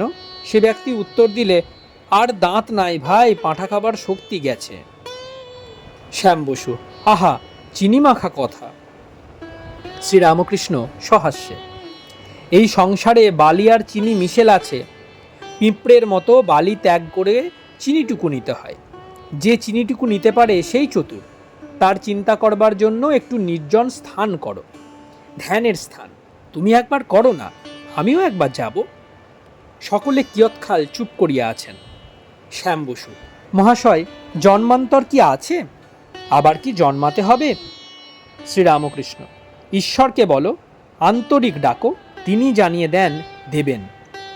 যদু মল্লিকের সঙ্গে আলাপ করো, যদু মল্লিকই বলে দেবে তার কখানা বাড়ি, কত টাকার কোম্পানির কাগজ। আগে যেসব জানবার চেষ্টা করা ঠিক নয়। আগে ঈশ্বরকে লাভ করো, তারপর যা ইচ্ছা তিনি জানিয়ে দেবেন। শ্যাম বসু: মহাশয়, মানুষ সংসারে থেকে কত অন্যায় করে, পাপ কর্ম করে, সে মানুষ কি ঈশ্বরকে লাভ করতে পারে? শ্রীরামকৃষ্ণ: দেহত্যাগের আগে যদি কেউ ঈশ্বরের সাধন করে, আর সাধন করতে করতে ঈশ্বরকে ডাকতে ডাকতে যদি দেহত্যাগ হয়, তাকে আর পাপ কখন স্পর্শ করবে? হাতির স্বভাব বটে, নাইয়ে দেওয়ার পরেও আবার ধুলো কাদা মাখে, কিন্তু মাহুত নাইয়ে দিয়ে যদি আস্তা বলে তাকে ঢুকিয়ে দিতে পারে, তাহলে আর ধুলো কাদা মাখতে পায় না। ঠাকুরের কঠিন পীড়া, ভক্তেরা অবাক। অহেতুক কৃপাসিন্ধু দয়াল ঠাকুর শ্রীরামকৃষ্ণ জীবের দুঃখে কাতর, অহর্নিশি জীবের মঙ্গল চিন্তা করিতেছেন। শ্যাম বসুকে সাহস দিতেছেন, অভয় দিতেছেন। ঈশ্বরকে ডাকতে ডাকতে যদি দেহত্যাগ হয়, আর পাপ স্পর্শ করবে না। ষড়বিংশ খণ্ড। ঠাকুর শ্রীরামকৃষ্ণ কাশীপুর বাগানে ভক্ত সঙ্গে। প্রথম পরিচ্ছেদ। শ্রীরামকৃষ্ণ কাশীপুর উদ্যানে, গিরিশ ও মাস্টার। কাশীপুর বাগানের পূর্বধারে পুষ্করিণীর ঘাট, চাঁদ উঠিয়াছে। উদ্যান পথ ও উদ্যানের বৃক্ষগুলি চন্দ্রকিরণে স্নাত হইয়াছে। পুষ্করিণীর পশ্চিম দিকে দ্বিতল গৃহ, উপরের ঘরে আলো জ্বলিতেছে। পুষ্করিণীর ঘাট হইতে সেই আলো খড়খড়ির মধ্য দিয়ে আসিতেছে, তাহা দেখা যাইতেছে। কক্ষমধ্যে ঠাকুর শ্রীরামকৃষ্ণ শয্যার উপর বসিয়া আছেন। একটি দুটি ভক্ত নিঃশব্দে কাছে বসিয়া আছেন বা এ ঘর হইতে ও ঘর যাইতেছেন। ঠাকুর অসুস্থ, চিকিৎসার্থে বাগানে আসিয়াছেন। ভক্তেরা সেবার্থ সঙ্গে আছেন। পুষ্করিণীর ঘাট হইতে নিচের তিনটি আলো দেখা যাইতেছে। সে ঘরটি দক্ষিণ দিকের ঘর। মাঝের আলোটি শ্রী শ্রী মাতা ঠাকুরানীর ঘর হইতে আসিতেছে। মা ঠাকুরের সেবার্থ আসিয়াছেন। তৃতীয় আলোটি রান্নাঘরের। সেই ঘর গৃহের উত্তর দিকে। উদ্যান মধ্যস্থিত ওই দুতলা বাড়ির দক্ষিণ পূর্ব কোণ হইতে একটি পথ পুষ্করিণীর ঘাটের দিকে গিয়াছে। পূর্বার্শ হইয়া ওই পথ দিয়া ঘাটে যাইতে হয়। পথের দুই ধারে, বিশেষত দক্ষিণ পার্শ্বে, অনেক ফুল ফলের গাছ। চাঁদ উঠিয়াছে। পুকুর ঘাটে গিরিশ, মাস্টার, লাটু আরও দুই একটি ভক্ত বসিয়া আছেন। ঠাকুরের কথা হইতেছে। আজ শুক্রবার, 16 এপ্রিল 1886, 4 বৈশাখ 1293, চৈত্র শুক্লা ত্রয়োদশী। কিয়ৎক্ষণ পরে গিরিশ ও মাস্টার ওই পথে বেড়াইতেছেন ও মাঝে মাঝে কথাবার্তা কহিতেছেন। মাস্টার: কি সুন্দর চাঁদের আলো, কতকাল ধরে এই নিয়ম চলছে। গিরিশ: কি করে জানলে? মাস্টার: প্রকৃতির নিয়ম বদলায় না। আর বিলাতের লোকেরা নূতন নূতন নক্ষত্র টেলিস্কোপ দিয়ে দেখেছে, চাঁদে পাহাড় আছে, দেখেছে। গিরিশ: তা বলা শক্ত, বিশ্বাস হয় না। মাস্টার: কেন? টেলিস্কোপ দিয়ে ঠিক দেখা যায়। গিরিশ: কেমন করে বলবো ঠিক দেখেছে? পৃথিবী আর চাঁদের মাঝখানে যদি আর কোনো জিনিস থাকে, তার মধ্যে দিয়ে আলো আস্তে আস্তে হয়তো অমন দেখায়। বাগানের ছোকরা ভক্তেরা ঠাকুরের সেবার জন্য সর্বদা থাকেন। নরেন্দ্র, রাখাল, নিরঞ্জন, শরৎ, শশী, বাবুরাম, কালী, যোগিন, লাটু ইত্যাদি তাহারা থাকেন। যে ভক্তেরা সংসার করিয়াছেন, কেহ কেহ প্রত্যহ আসেন ও মাঝে মাঝে রাত্রেও থাকেন। কেহ বা মধ্যে মধ্যে আসেন। আজ নরেন্দ্র, কালী ও তারক দক্ষিণেশ্বর কালীবাড়ির বাগানে গিয়াছেন। নরেন্দ্র সেখানে পঞ্চবটী বৃক্ষমূলে বসিয়া ঈশ্বর চিন্তা করিবেন, সাধন করিবেন। তাই দুই একটি গুরুভাই সঙ্গে গিয়াছেন। দ্বিতীয় পরিচ্ছেদ। ঠাকুর, গিরিশ প্রভৃতি ভক্ত সঙ্গে, ভক্তের প্রতি ঠাকুরের স্নেহ। গিরিশ, লাটু, মাস্টার, বাবুরাম, নিরঞ্জন, রাখাল। গিরিশ, লাটু, মাস্টার উপরে গিয়া দেখেন ঠাকুর শয্যায় বসিয়া আছেন। শশী ও আরও দুই একটি ভক্ত সেবার্থ ওই ঘরে ছিলেন। ক্রমে বাবুরাম, নিরঞ্জন, রাখাল ইহারাও আসিলেন। ঘরটি বড়। ঠাকুরের শয্যার নিকট ঔষধাদি ও নিতান্ত প্রয়োজনীয় জিনিসাদি রয়েছে। ঘরের উত্তরে একটি দ্বার আছে। সিঁড়ি হইতে উঠিয়া সেই দ্বার দিয়া ঘরে প্রবেশ করিতে হয়। সেই দ্বারের সামনাসামনি ঘরের দক্ষিণ গায়ে আরেকটি দ্বার আছে। সেই দ্বার দিয়া দক্ষিণের ছোট ছাদটিতে যাওয়া যায়। সেই ছাদের উপর দাঁড়াইলে বাগানের গাছপালা, চাঁদের আলো, অদূরে রাজপথ ইত্যাদি দেখা যায়।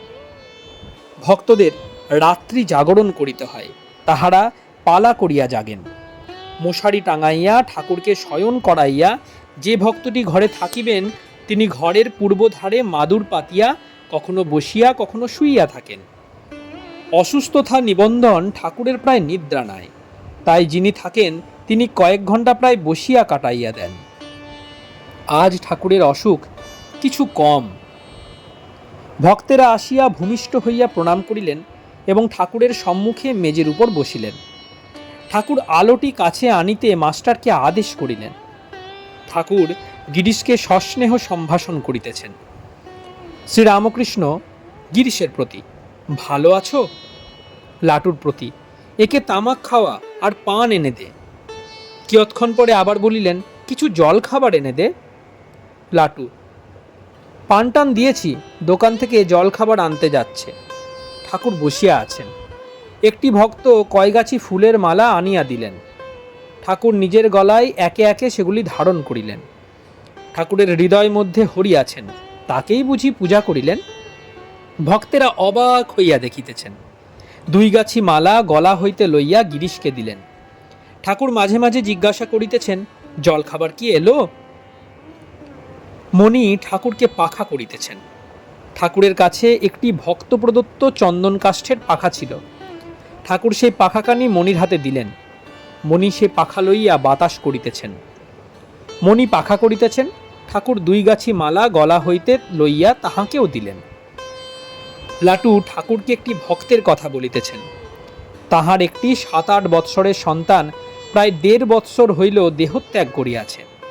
সে ছেলেটি ঠাকুরকে কখন ভক্ত সঙ্গে কখনো কীর্তনানন্দে অনেকবার দর্শন করিয়াছিল। লাটু শ্রীরামকৃষ্ণের প্রতি। ইনি এর ছেলেটির বই দেখে কাল রাত্রে বড় কেঁদেছিলেন। পরিবারও ছেলের শোকে পাগলের মতো হয়ে গেছে। নিজের ছেলেপুলেকে মারে আছড়ায়। ইনি এখানে মাঝে মাঝে থাকেন তাই বলে ভারী হ্যাঙ্গাম করে। ঠাকুর শ্রীরামকৃষ্ণ এই শোকের কথা শুনিয়া যেন চিন্তিত হইয়া চুপ করিয়া রহিলেন। গিরিশ, অর্জুন অত গীতা টিতা পড়ে অভিমন্যুর শোকে একেবারে মূর্ছিত, তা এর ছেলের জন্য শোক কিছু আশ্চর্য নয়। সংসারে কি হলে ঈশ্বর লাভ হয়? গিরিশের জন্য জল খাবার আসিয়াছে। ফাগুর দোকানের গরম গরম কচুরি, লুচি ও অন্যান্য মিষ্টান্ন। বরাহনগরে ফাগুর দোকান। ঠাকুর নিজে সেই সমস্ত খাবার সম্মুখে রাখাইয়া প্রসাদ করিয়া দিলেন। তারপর নিজে হাতে করিয়া খাবার গিরিশের হাতে দিলেন। বলিলেন, বেশ কচুরি। গিরিশ সম্মুখে বসিয়া খাইতেছেন। গিরিশকে খাইবার জল দিতে হইবে। ঠাকুরের শয্যা দক্ষিণ পূর্ব কোণে কুঁজায় করিয়া জল আছে। গ্রীষ্মকাল, বৈশাখ মাস। ঠাকুর বলিলেন, এখানে বেশ জল আছে। ঠাকুর অতি অসুস্থ, দাঁড়াইবার শক্তি নাই। ভক্তেরা অবাক হইয়া কি দেখিতেছেন? দেখিতেছেন ঠাকুরের কোমরে কাপড় নাই, দিগম্বর। বালকের ন্যায় শয্যা হইতে এগিয়ে এগিয়ে যাচ্ছেন, নিজে জল গড়াইয়া দিবেন। ভক্তদের নিঃশ্বাস বায়ু স্থির হইয়া গিয়াছে। ঠাকুর শ্রীরামকৃষ্ণ জল গড়াইলেন। গেলাস হইতে একটু জল হাতে লইয়া দেখিতেছেন ঠান্ডা কিনা। দেখিতেছেন জল তত ঠান্ডা নয়। অবশেষে অন্য ভালো জল পাওয়া যাইবে না বুঝিয়া অনিচ্ছা সত্ত্বেও ওই জলই দিলেন। গিরিশ খাবার খাইতেছেন। ভক্তগুলি চতুর্দিকে বসিয়া আছেন। মণি ঠাকুরকে পাখা করিতেছেন। গিরিশ শ্রীরামকৃষ্ণের প্রতি। দেবেনবাবু সংসার ত্যাগ করবেন। ঠাকুর সর্বদা কথা কহিতে পারেন না, বড় কষ্টে হয়। নিজের ওষ্ঠাধর অঙ্গুলি দ্বারা স্পর্শ করিয়া ইঙ্গিত করিলেন, পরিবারদের খাওয়া দাওয়া কীরূপে হবে, তাদের কিসে চলবে? গিরিশ, তা কি করবেন জানি না। সকলে চুপ করিয়া আছেন। গিরিশ খাবার খাইতে খাইতে কথা আরম্ভ করিলেন। গিরিশ, আচ্ছা মহাশয়, কোনটা ঠিক, কষ্টে সংসার ছাড়া না সংসারে থেকে তাকে ডাকা? শ্রীরামকৃষ্ণ মাস্টারের প্রতি। গীতায় দেখনি, অনাসক্ত হয়ে সংসারে থেকে কর্ম করলে, সব মিথ্যা জেনে জ্ঞানের পর সংসারে থাকলে ঠিক ঈশ্বর লাভ হয়। যারা কষ্টে ছাড়ে তারা হীন থাকের লোক। সংসারী জ্ঞানী কীরকম জানো? যেমন সার্সির ঘরে কেউ আছে, ভিতর বার দুই দেখতে পায়। আবার সকলে চুপ করিয়া আছেন। শ্রীরামকৃষ্ণ মাস্টারের প্রতি। কচুরি গরম আর খুব ভালো। মাস্টার গিরিশের প্রতি। ফাগুর দোকানের কচুরি বিখ্যাত। শ্রীরামকৃষ্ণ, বিখ্যাত? গিরিশ খাইতে খাইতে সহাস্যে, বেশ কচুরি। শ্রীরামকৃষ্ণ, লুচি থাক, কচুরি খাও। মাস্টারকে, কচুরি কিন্তু রজগুণের। গিরিশ খাইতে খাইতে আবার কথা তুলিলেন। আপনারা শুনছেন শ্রীমকথিত শ্রী শ্রী রামকৃষ্ণ কথামৃত। আজকে আপনাদের কাছে 36তম পর্বটি পরিবেশন করলাম। প্রতিবারের মতো আজকেও প্রণাম করার মাধ্যমে এই পর্বটি শেষ করব। আসুন সকলে মিলে প্রণাম করা যাক।